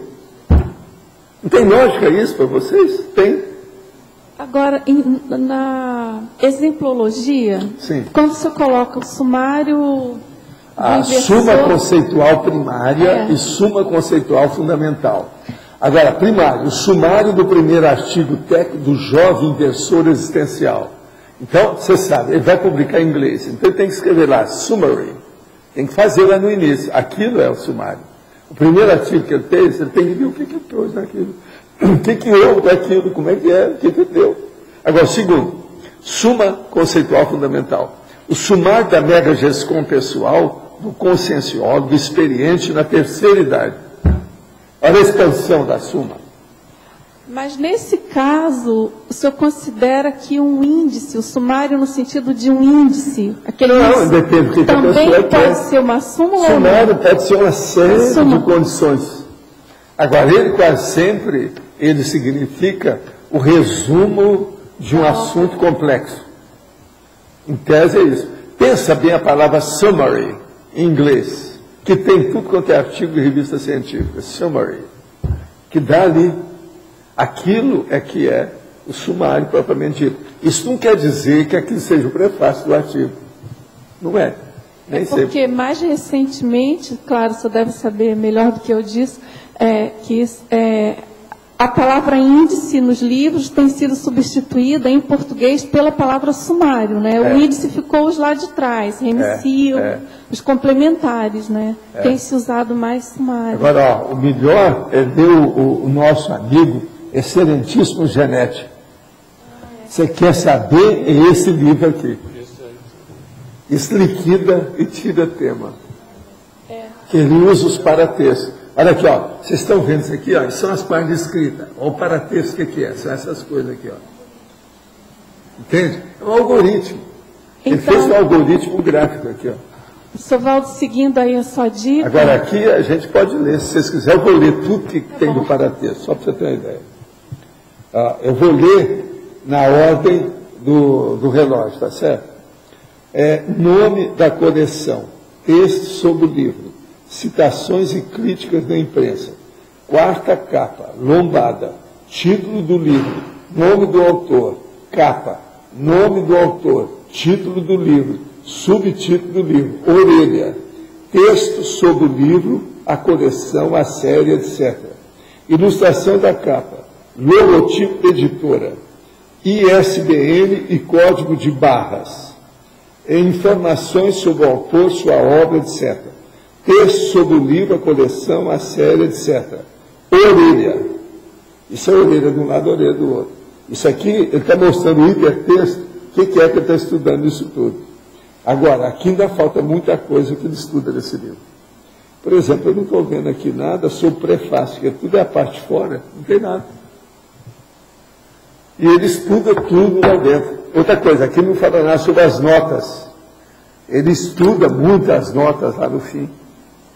As coletâneas, ele fala aqui, o texto didático.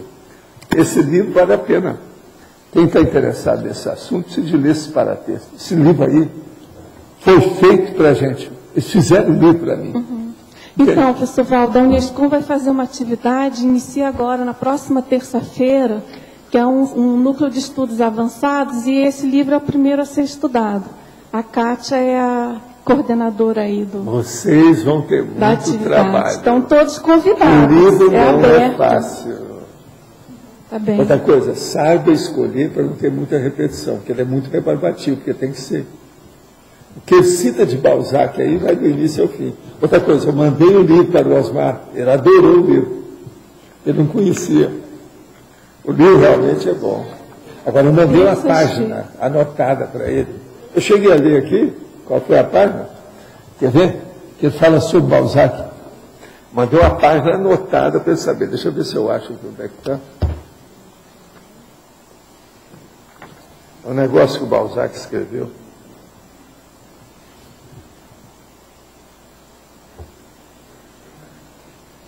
Ele fala muito sobre o processo remático das remissões, que é a remissiologia. Tem muita coisa nesse sentido.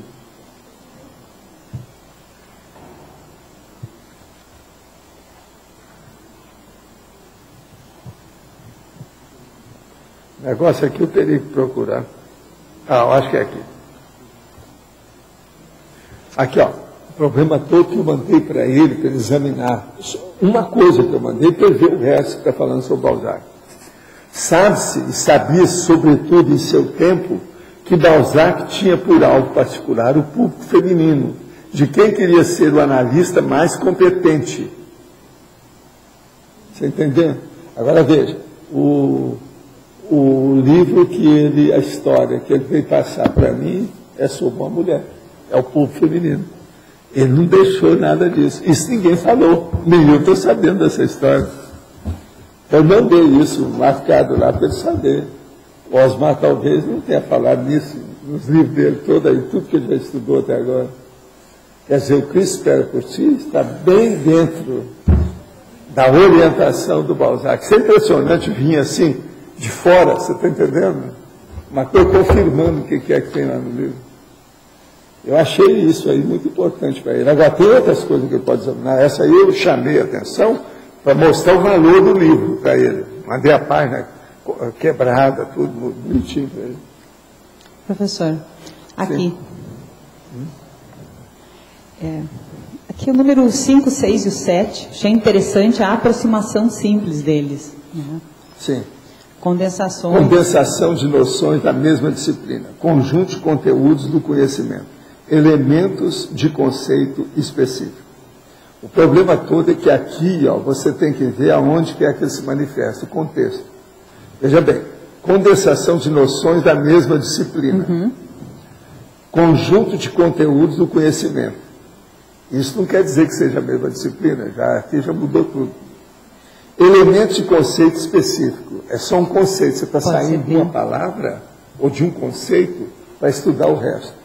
O primeiro já é diferente, você está saindo de uma disciplina para estudar tudo. E outra coisa, conteúdo do conhecimento, você está falando a sua cultura. Parece, mas não é a mesma coisa. Esses coniúncios... Esses detalhes é que o povo tem dificuldade de entender, entendeu? Eu estava analisando essa linha. Quando vocês verem as minhas coisas e falar que está repetido, cuidado. Claro. Abre bem o olho, olha bem por que é, se está ou não. São as aproximações simples, é isso aí, você pescou bem. É isso que é o interessante, quer dizer, é dar o nome... Agora, veja, as aproximações simples têm muita relação com a cronímica e a prosêmica. Sim. A prosêmica é óbvio, por causa do processo espacial, mas a cronêmica também. Por exemplo, você analisar um conceito em 1800 é uma coisa, se analisar em 2010 é outra coisa. Isso varia demais. Há um processo histórico nisso aí. Então, aproximações simples. Vamos te dar uma ideia, já que você está interessada no assunto. Todas as linhas de conhecimento, elas envolvem aproximação simples. Todas as linhas. Então, a hora que você for estudar a linha de conhecimento, se você quer ver o que é que bate ali, o que é que repercute, o que é que tem ressonância, o que vai ecoar, qual é a reação em cadeia que está tendo você está entendendo? O bumerangue que vai e volta. Examina de acordo com as linhas de conhecimento. Que a maioria de aproximações simples mexe com o processo da linha de conhecimento. E muitas linhas de conhecimento, mas só uma. Entende? Fiz uma coleção de mitologia grega, que em cada volume tinha a miniatura do deus correspondente. Gostaria de saber se essas miniaturas são consideradas bagulhos energéticos e o que devo fazer. Não, aí depende o que é, né? O trabalho, a gente teria que ver para dar uma ideia, né? Isso não é assim, não se pode jogar fora, tem que examinar. Nós não temos competência para analisar isso à distância, não vimos nem a fotografia do que é, não dá para falar. O senhor poderia falar sobre as suas impressões, vivência e experiência em Minas Gerais? Eu estive em Minas Gerais até os 34 anos. 12 anos eu passei na cidade de Monte Carmelo. E 22 anos eu passei na cidade de Uberaba, para vocês terem uma ideia. Agora, o que se passa? Minas Gerais foi ótimo para mim. Eu não me queixo de nada. Minha infância foi cheia de tragédias, cheia de acidentes, cheia de coisa, principalmente com o povo em torno de mim. Mas eu não posso reclamar da minha infância. A cidade era pequena, a gente ia muito para o mato, tinha muita coisa para estudar, e eu sempre gostei de biologia, da botânica, da natureza, etc. A minha cidade tinha umas coisas muito boas, inclusive tinha esbarrancado, quer dizer, buraco para você entrar, para ver as coisas, pequenos rios, riachos. Então isso tudo me ajudou demais. Outra coisa, Monte Carmelo é do tipo de Roma, tem umas colinas, é a cidade de várias colinas que vão caminhando. Então aquilo tudo também deu uma ideia muito séria em matéria de geografia para a gente estudar os bairros. Na minha ocasião, que era pequeno, hoje tem muito mais bairros. Todos os meus antigos bairros hoje eles se subdividiram e tem outros bairros juntos. Agora, o que se passa? Eu aprendi muita coisa em Minas Gerais. Foi lá que eu fiz a minha formação cultural. Eu aprendi muita coisa até os 12 anos, eu tive preceptor, e isso foi devido ao problema de Monte Carmelo, que o povo gostava, tinha gente que gostava de estudar lá. Lá não tinha só gente boboca, não. Mesmo naquela ocasião. Outra coisa, uma cidade de 6 mil habitantes, às vezes, que era na ocasião. Lá não cresceu muito. A última vez que eu estive lá, a população era 45 mil habitantes. Agora, o que eu vejo é o seguinte, Minas tem umas coisas muito boas, que é o problema da hospitalidade. Então, as pessoas são agradáveis com o povo que chega, entendeu como é que é? São hostess em muita coisa. Agora, isso tudo envolve comida. Hoje mesmo eu estava falando aí da comida na hora do almoço, porque apareceu tutu de feijão. Isso é tipo de lá. Essa é da minha comida da infância. E o tutu que eles fazem aí é muito bem feito. Agora, dá vontade de você comer um monte assim, mas eu não cheguei a Himalaia.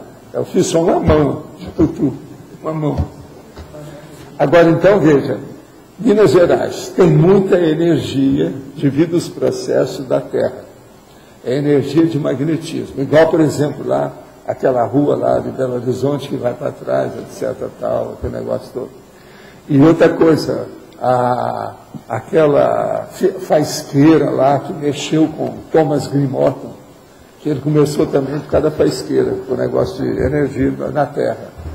Agora, essas coisas todas eu vi desde a minha infância, o problema de energia. E eu vi coisa no mato, processo, por exemplo, de efeito físico. Se eu fosse mostrar, o povo ia achar que é doido. Por exemplo, eu queria estudar o problema de efeito físico junto da botânica. Então saímos com 2 companheiros para estudar no meio do mato. Tinha mata, tinha floresta fechada, mata virgem, campo, aquela coisa toda. Agora, na hora que nós fomos saindo do campo, para entrar no lugar, eu comecei a jogar energia no negócio. Lá, pelas tantas, 2 pessoas viram comigo. Os ramos fizeram assim. Assim, pois é, isso aí que eles falaram, que teve no Velho Testamento, lá com o cara. Olha só, é isso. Essas coisas podem acontecer. Agora, veja, tudo isso precisa de usar ectoplasmia para mexer na parte bioquímica das plantas, para ela torcer. Vocês viram lá fora como é que é a sensitiva. Você pega nela, aquilo é o processo elétrico da bioquímica que ela tem, da eletricidade que está ali, da bioquímica. É justamente isso no mato. Agora, as pessoas viram, o mato fez assim, ó, abriu. Está entendendo? Abriu. Um pedação, quase 1 metro. Aquilo afastou. Outra coisa, não estava ventando. Não estava ventando. Então, veja, Minas Gerais permitiu, no meu caso, por exemplo, uma porção de pesquisa. em matéria de fruta, de árvore, essas coisas todas, eu vi muita coisa. Isso me ajudava demais, por causa do processo de energia. A energia, vocês sabem, é o fitoectoplasma. E mexer com a árvore frutífera, a árvore do mato, a árvore do cerrado. Minas Gerais é do cerrado. Uma outra coisa também. Eles viram que a terra de Minas Gerais, lá em Monte Carmelo, é a melhor argila que foi considerada no mundo para fazer cerâmica. Então, as lajotas hoje que são feitas, que é a cerâmica, que eram os antigos ladrilhos que eles usavam, a de Monte Carmelo é a melhor que tem. Brasília foi feito com os tijolos e as telhas de Minas Gerais, lá, de Monte Carmelo. Então, isso tudo é Minas Gerais. Minas Gerais tem um coração de ferro, como eles chamam, né? Um coração de metal lá dentro, todo lado. Fizeram poesia com isso e tal. Guimarães Rosa usou isso. Né? O Carlos Drummond de Andrade usou por outro lado, esse povo tudo usou. Agora, o processo todo é esse. Mineiro, a mineridade, do ponto de vista de política, são terríveis, porque a mineridade não é fácil. O maior cara que teve da mineridade foi um chamado Alckmin, é aquele que eu falo que julgava álcool em mim. Não é esse Alckmin de São Paulo, não, é o outro cara, o Alckmin. Ele era um cara baixinho, um político terrível, pensava tudo. Política em Minas Gerais é tremendo. Outra coisa, eles são naturalmente desconfiados, então eles querem saber de tudo. Você sabe, uma pessoa que é desconfiada é ótima para fazer pesquisa, porque ela não confia em nada, é o princípio da descrença. Então, em tese, esse processo cultural de Minas tem um aspecto bom. A gente tem que pensar nisso tudo. Tudo é Minas Gerais, a mineridade. Entendeu como é que é? Professor, com relação a esse efeito que o senhor fez com o arbusto, né? O quê? Esse efeito que o senhor fez que abriu o arbusto, as plantas. Sim. Uma vez, há muito tempo atrás, eu ouvi o senhor falando sobre um aquário e uma planta aquática dentro, e o senhor desidratou aquela planta. Não, isso eu fiz mais de uma vez. Pois é. Qual é a diferença quando vai tentar fazer esse efeito físico de um e de outro? No caso que a gente fez com a planta, não é uma coisa recomendável, por isso que eu também não faço nada, né? Foi só para mostrar a experimentação científica. Então, por exemplo, você pegou a planta aquática, está dentro do aquário, o tempo todo, e tem várias plantas. Agora, eu peguei uma e falei assim, ó, essa aqui eu vou ressecá-la. E comecei a jogar energia, pensando que ela deve morrer, ela vai estiolar, ela vai definhar. 2, 3 dias depois, dentro da água, a planta definhou. Agora, ela teve a mesma alimentação das outras, a mesma condição da água, a mesma oxigenação. E como é que você explica? É a energia que atua na planta. Pois é, nessa hora, então, foi a sua pensinidade para aquela intenção de... Pois é, por isso que eu falo, por exemplo, a gente pode matar um sapo, você coloca na frente, eu paro o coração dele, você mata na hora, mas eu não vou fazer isso. Os russos andaram fazendo isso durante muito tempo, na década de 60, 50, 70. E na hora que o senhor moveu os arbustos, ali com energia, foi o quê? Foi ectoplasmia, simplesmente. Tudo é ectoplasmia. Isso tudo que eu estou falando é ectoplasmia. É a energia que permite o efeito físico. Entende? Agora, por exemplo, esses negócios que eles falam de ufologia, tem muita coisa que é nessa base, é uma energia maior. Então, é preciso saber se tem ufologia, como é que é, ou o problema de efeito físico. Mas existe o efeito físico no ambiente, depende do que é. E outra coisa, se você pegar, é lógico, aquele lugar que abriu lá, é porque tinha um chakra da Terra ali. Por que as coisas aqui no CAEX são mais fáceis para a gente fazer? Aqui é um chakra, ali embaixo tem um local principal do chakra da Terra. Se você vai no chakra da Terra, você fica, vamos dizer, reforçado em matéria de energia. O ambiente propicia aquilo. Agora, esse mato lá onde nós fomos, tinha. E ali precisou de mais... Eu tinha descoberto isso, eu falei assim, não, isso aqui não pode acontecer assim. Por que ocorre? Aqui não ocorre em outro lugar. Mas ali precisou de mais ectoplasmia, desses efeitos que o senhor falou, por exemplo? É lógico. Quanto maior o efeito físico, mais ectoplasmia precisa. Agora, se mexe com certas coisas, por exemplo, você vai mexer com a planta. Se ela é leve, sensível, é mais fácil de mexer do que você mexer com uma árvore enorme, cheia de galho, etc. Tal. Isso tudo varia. Lá o que aconteceu é o arvoredo. Você está entendendo? O processo pequeno. Arbusto. Aquilo abriu. Agora, a abertura não tinha motivo. Entendeu? Agora, no tempo, debaixo do sol, a situação é muito mais brava. Nesse dia não tinha sol, estava de mormaço. No mormaço é mais fácil você trabalhar com energia. Entendeu? Porque o sol ele elimina o processo. Quando eu estou falando assim, outdoor. O outdoor é muito mais difícil. No espaço livre, no tempo. Sabe, ao ar livre, é mais difícil. Muito mais. Aqui na taxologia, na teoria de estruturas, trabalhar com esse tema em cima de cada uma delas, pegar, por exemplo, um tema de pesquisa... Pois é isso que ela vai fazer, pegar o... Vai ampliar aí. Mas no caso, você poderia pegar, no caso ela vai fazer com o Holoserver, alguma coisa assim, né? Não, ela vai pegar aquilo que ela puder, da cabeça dela. Ela não é boba, ela tem feito isso demais. Agora, tem coisas aqui imensas, né? Ela tem que colocar os resumos disso. Agora, não é fácil. Revisão bibliográfica, vocês já pensaram? Só isso aí, o que não tem? Porque a revisão bibliográfica, que é o caso do livro lá que nós estamos procurando, é justamente isso. Porque você poderia ampliar o teu tema de pesquisa, pegando cada um desses focos também, né? Tentando ampliar ele com essas temáticas e outras também. Agora, ó, isso aqui é o estudo da holoteca, né? Quem estuda muito essas coisas aqui é a Nara. As nossas coleções que tem lá, 275 coleções, dá uma ideia disso aqui. As tecas existem devido à suma conceitual. Tecas.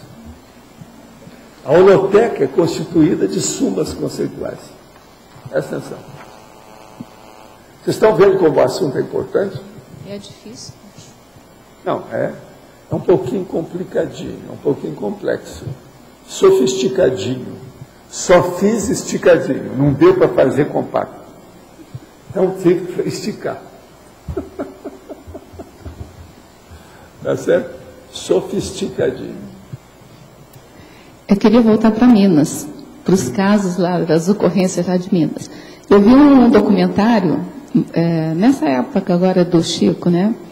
De um funcionário dos Correios lá de São Leopoldo, contando que ele se interessava e ficava até fora do horário para pegar telegramas que o senhor mandava para o Chico, de livro que o senhor estava fazendo, psicografado, sim. E ele também mandava para o senhor. Ele era o chefe dos Correios lá de Leopoldo. Aí eu queria saber, se o senhor fez muitos livros assim, qual foi esse livro? Eu queria saber mais sobre isso. Não, o problema não era bem, são os livros que nós recebemos em conjunto, a Evolução do Mundo e Mecanismo da Mediunidade. Foram esses dois. Porque ele mandava os dados de tudo que as mensagens que ele recebia, ele mandava todo dia, para eu incorporar nas outras que eu estava recebendo, e aquilo ia encaixando. Você está entendendo como é que é? Foi assim que nós fizemos o livro. Agora, durante a temporada, ele mandava todo dia, porque o próprio Emmanuel falou para fazer assim. Tem um fenômeno em inglês que chama cross-correspondência, que é a correspondência cruzada. Esse fenômeno é o que nós estamos fazendo. Eu só mandava para ele. Agora, quanto mais ficar na simultaneidade do trabalho, melhor para o serviço. Encaixa mais. É a simulcognição. Agora, ele explicou bem que o Chico estava perturbado lá com a situação, pelo seguinte, o correio demorava demais para mandar as coisas que cobravam. Então, ele deu um jeito de passar por cima, abrir um caminho, entende como é que é? Para aquilo chegar, porque senão, quando eu chegasse aí, eu já tinha recebido toda a parte do meu livro, e a dele ainda não tinha chegado. Você está entendendo como é que é? E eu estava datilografando aquilo tudo que estava na minha mão. Então, ele mandava tudo para a gente ver como é que era. Agora, é a cross-correspondência. Isso é um tipo de fenômeno. Fenômeno parapsíquico. É fenômeno parapsíquico. Só pegar os livros lá embaixo e fala tudo isso, cross-correspondência. Valdo. É justamente Valdo. Esse fenômeno dos arbustos que o senhor fez há um tempo atrás é considerado uma telecinese? O fenômeno dos arbustos que... do arbusto que abriu. É telecinese aquilo ali, não? Telecinésia. Telecinesia. Telecinesia, até um certo ponto é. Agora, nós chamamos isso de fenômeno de efeito físico. Esse aí é um fenômeno de efeito físico grandão, é igual materialização. Você poderia citar outro exemplo que você experimentou? É fácil isso, porque tem que fazer uma nuvem de ectoplasmia para aquilo afastar, senão não dá. Agora, essa mesma nuvem que a gente vê quando começa a dimener, ficar branca, é aquilo com maior intensidade. É daí que nasce o fenômeno. O senhor também fez outras experiências com relação a isso, a telecinese? Telecinesia é coisa à toa. É o fenômeno de efeito físico básico de tudo. Tem um monte deles que tem assim. Agora, o mais importante é quando você sai do corpo. Então, tem umas técnicas para isso. Eu já escrevi sobre isso tudo. O ideal é colocar um pó bem fino, tá entendendo? Tipo farinha, assim, em cima de uma mesa. Ou, se não, de um móvel. Ou de um guarda-roupa. E você põe bem na beirada da mesa aqui. E você vai para fora do corpo e dá um jeito daquilo cair no chão. Aí você faz menos esforço e precisa de menos energia. Isso tudo é técnica. Se você vem para o corpo, chega lá e o negócio está no chão, opa, consegui. Está entendendo? Que às vezes você faz tudo fora do corpo. Parece que você derrubou. Você chega lá e não fez nada. Mas ficou só na aparência. Tudo é ilusão. Como seria esse esforço? Isso aqui é alucinação extrafísica. Como seria esse esforço de você empurrar, no caso, o saco de farinha para o chão? Como seria esse esforço de você ir lá? Como seria esse esforço? Eu não estou entendendo isso.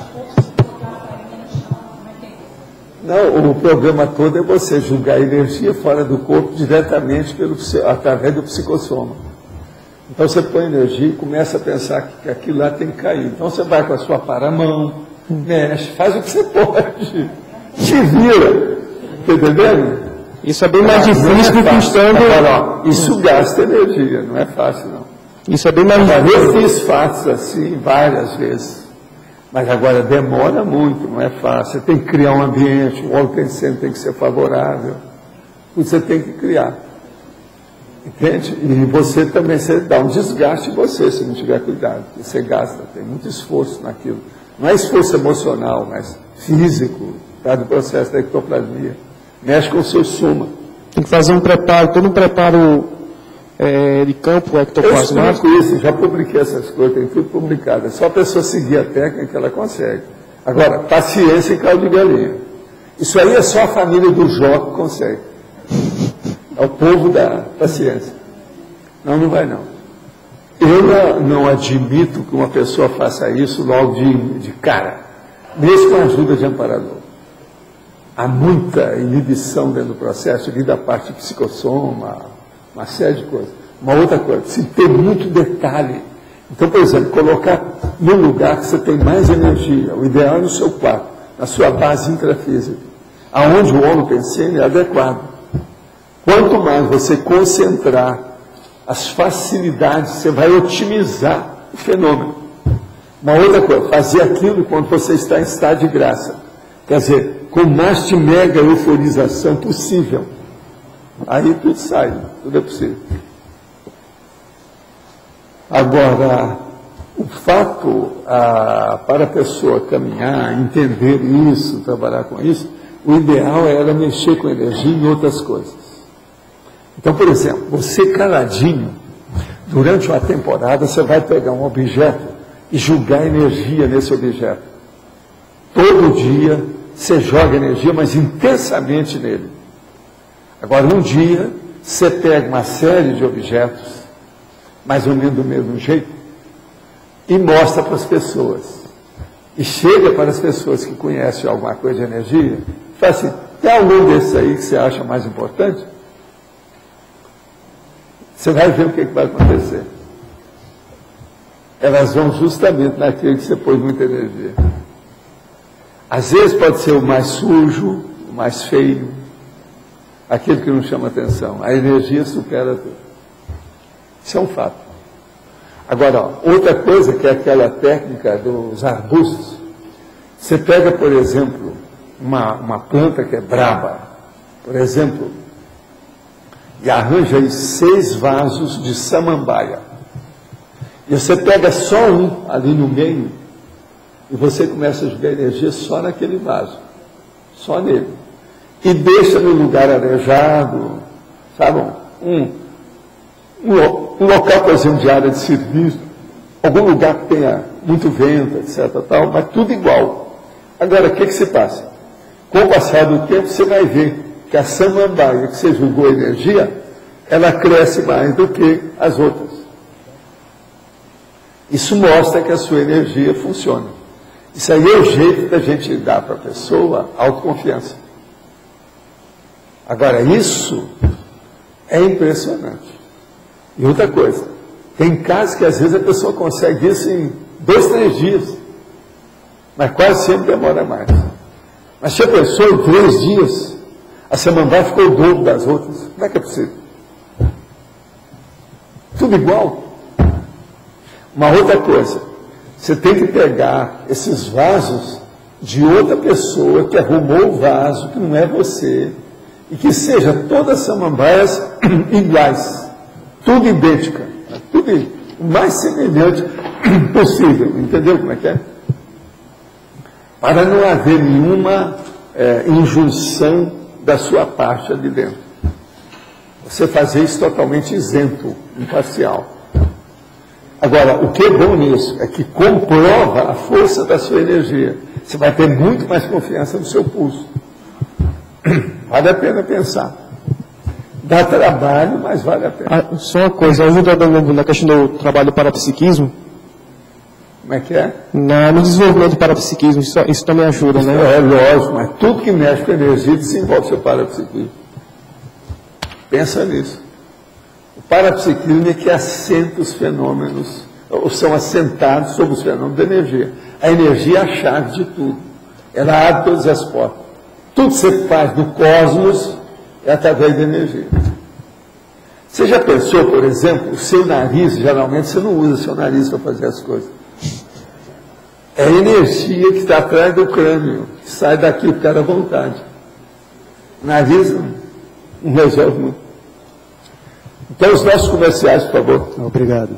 As pontuações de hoje, 59 assinaturas no livro de presença, 13 perguntas presenciais, 20 perguntas online, 30 votos presenciais e 18 votos online. Hoje teremos recados do LOSH, cursos da Apex, João Paulo, debate do CAEC aos domingos, Livro Valente, jantar português, a AMI, o curso 40 manobras, e a Adriana, o curso imersão na cosmoética. Antes o recado do Amigos da Enciclopédia com o Eduardo. Pessoal, boa tarde a todos. Hoje nós vamos novamente aqui divulgar para vocês, alguns teletertulianos ainda não conhecem, alguns tertulianos aqui ainda não desfrutaram aqui dos benefícios do Holoserver, e a gente vai colocar para vocês aqui no telão, na internet, para que vocês possam ver como que funciona essa ferramenta gratuita para quem é amigo da enciclopédia. Então aqui vocês estão vendo o site atual, que é o enciclopediadaconscienciologia.org. Então a gente vai à direita ali, ó, no ambiente exclusivo, o Leandro está colocando o usuário, né, e a senha. Não, aí você tem que voltar ali, Leandro. Acho que você digitou demais. Ah, entrou, ok. Então, aqui é o ambiente exclusivo, né, do amigo da enciclopédia. Nesse ambiente exclusivo, ele vê o extrato dele, a forma de pagamento que ele fez, que ele optou, o relatório financeiro, né, a arrecadação atual do Amigos. Nessa tela vocês estão vendo as cidades, todas as cidades onde tem um amigo da enciclopédia. Então, o número de amigos total hoje é 359, tá? E aí você tem por estado também e por país. E aí, à esquerda, né, você vai clicar ali em Holoserver. Então, vamos clicar lá, Holoserver. Bom, nós vamos colocar uma palavra ali em Bibliomática. Clicar em Bibliomática, que é a ferramenta com as obras da Conscienciologia. Vamos colocar a palavra Proexis. Vamos ver quantas citações tem o Holoserver com a palavra Proexis. Pesquisar. Então, conforme a internet, né, a rapidez, essa pesquisa é mais rápida ou mais lenta. Aqui já está pronto. Chega um pouquinho para a direita, Leandro, para ver o resultado ali, ó. Mais para cima um pouquinho. Para cima, para cima. Aqui, ó, resultado. 2.000, não dá para ver direito daqui, aqui, 2.505 citações da palavra ProEx, do conceito de ProEx. Então, você vai fazer uma pesquisa sobre programação existencial, por exemplo, e você aí vai ter o acesso a várias obras por página, capítulo, o nome do livro, e isso direciona a sua pesquisa de uma forma muito mais ágil. E você acaba conhecendo, na verdade, ou reconhecendo conceitos de obras mais antigas, conceitos até também atuais, conceitos da enciclopédia da Conscienciologia, que muitas vezes a gente acaba não tendo oportunidade de estudar de uma forma mais ágil, né? Então acaba sendo um guia para você, tá ok? Então esse é o Holoserve à disposição dos amigos da enciclopédia. Obrigado.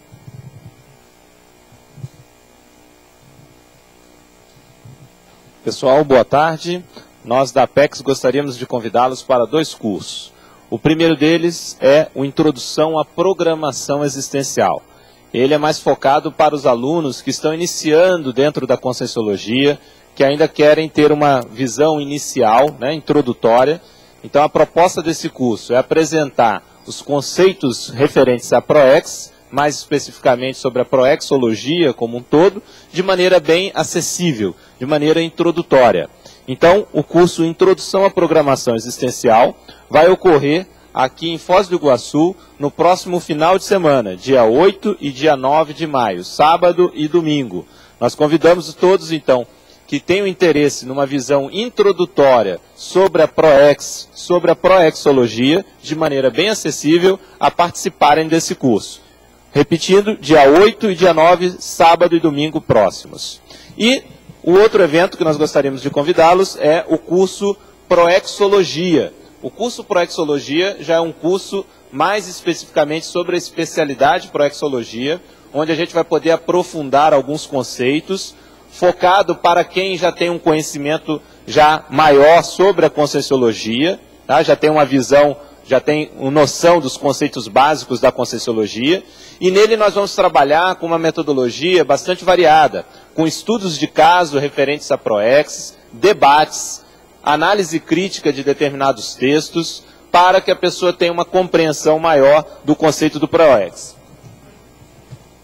Ele ocorrerá nos dias 22 e 23 e 29 e 30 deste mês também. São 2 finais de semana. O primeiro final de semana, 22 e 23 de maio agora, e 29 e 30, o segundo final de semana. Então, todos que tiverem interesse, nós vamos fazer, como falei, estudos de caso, debates, leitura de material da enciclopédia e também técnicas bioenergéticas. Tá ok? Agradeço e até mais. Boa tarde. Hoje eu venho para falar sobre os debates de domingo no CEEC, que acontecem todos os domingos, às 3 da tarde. É recomendável para quem quer debater os pré-autores. Se você tem um artigo que você escreveu, algum tema de pesquisa, é livre para você apresentar lá. Primeiro só tem que entrar em contato com o Flávio Amaral, professor Flávio Amaral, ou entra em contato na recepção do CEEC e eles vão entrar em contato com ele para você apresentar o seu tema. E quem quiser participar é livre, gratuito, acontece todos os domingos a partir das 3 da tarde. E no próximo domingo o tema é priorologia. Então, quem quiser, não é necessário entrar em lista, fazer inscrição, nada. Só ir no domingo às 3 da tarde, ali perto do Salão das Dinâmicas, no Salão das Dinâmicas, né? E debater, trocar as ideias. E quem quiser desenvolver o seu tema de pesquisa lá, apresente lá, vale a pena para a gente poder fazer um grande somatório de ideias. Vai ajudar quem está fazendo a pesquisa, desenvolvendo aquele tema, ou quem está querendo debater e aprendendo mais sobre isso, e todo mundo sai ganhando. Vale realmente a pena. E essa semana passada, domingo passado, teve o professor Mário Oliveira falando de TENEPS, e agora o tema vai ser priorologia. A cada domingo vai ser um tema diferente. Aguardamos todos. Obrigado. Pessoal, boa tarde a todos. A OIC e IAC convidam todos para o dia 15 de maio para o jantar português. O jantar português vai ser aqui no CAEC, no dia 15, às 20 horas, tá? É uma oportunidade para saborear a culinária portuguesa e também para saber dos eventos da Semana da Saúde que irão ocorrer em Portugal no mês de outubro. Todos sintam-se convidados. O preço do ingresso é R$ 25 e já está à venda na recepção do CAEC. Boa tarde. Eu gostaria de estar revendo com todos alguns detalhes sobre o curso 40 Manobras Energéticas, para aquelas pessoas que ainda estão na dúvida se devem ou não fazer o curso. Esse assunto das manobras energéticas foi abordado pelo professor Valdo no tratado Projeciologia, para quem quiser olhar, em páginas 586 e 587. Na ocasião, ele fez o sumário, né, uma listagem detalhada de 39 manobras básicas. Após a impressão, né, a saída do Projeciologia, ele adicionou mais uma manobra, que é o banho energético. Há pouco tempo ele começou a falar da megaforização, né? Falar não, mostrar para a gente. Mas a megaforização ainda não faz parte do curso 40 Manobras Energéticas. A princípio, né? Eu acho que de repente a gente fala com o Mário, até ele inclui. Então, e para que serve esse curso? Nós acreditamos, né?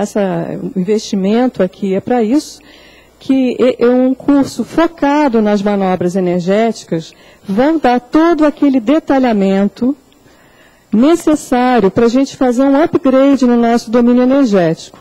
E a gente sabe que a partir daí é feito também um upgrade nas TENEPs, para aqueles que são tenepsistas. Então, acho que esses são os argumentos, né, para fazer ou não o curso. Ele ocorre em 2 módulos. O primeiro módulo começa daqui a menos de 15 dias, que é no dia 15 e 16 de maio, e o segundo módulo em 12 e 13 de junho. A recepção do CAEC para fazer as inscrições. E para quem vier fazer o primeiro módulo, logo depois que acabar o curso do sábado, nós temos o jantar português, que o Ivo acabou de falar. Imperdível. Obrigada. Olá a todos. Estou aqui para convidar para o encontro do Colégio Invisível da Cosmoeticologia. É um encontro presencial que o colégio promove. E quem tiver interesse na pesquisa da cosmoética, é uma oportunidade para ver as temáticas dos pesquisadores. Esse encontro vai ter como tema principal a cosmoeticocracia. E nós vamos ter a apresentação de trabalhos relacionados à instalação da cosmoeticocracia na Cognópolis. Então vamos ter depoimentos, debates dos coordenadores do Conselho dos 500, ideias relacionadas à instalação da cosmoeticocracia aqui na CCCI e outras temáticas. O encontro será do dia 20 a 22 de maio, agora daqui a uns 20 dias. No dia 20 vai ser imersão laboratorial. E o preço está bem acessível, é R$50 para o encontro do colégio, no dia 21 e 22. Acima de 60 anos tem desconto de 50%, então paga R$25 à vista. E quem tem até 18 anos também paga R$25. Mais informações pode ser comigo, Adriana, ou com a Magda Emereciano, para quem está em Foz. E os teletertulianos podem acessar cosmoeticologia@colegiologia.org. Obrigada. Para amanhã foi eleito com 14 votos o verbete função do intermissivista, da Proexologia. Obrigado a todos e uma boa tarde.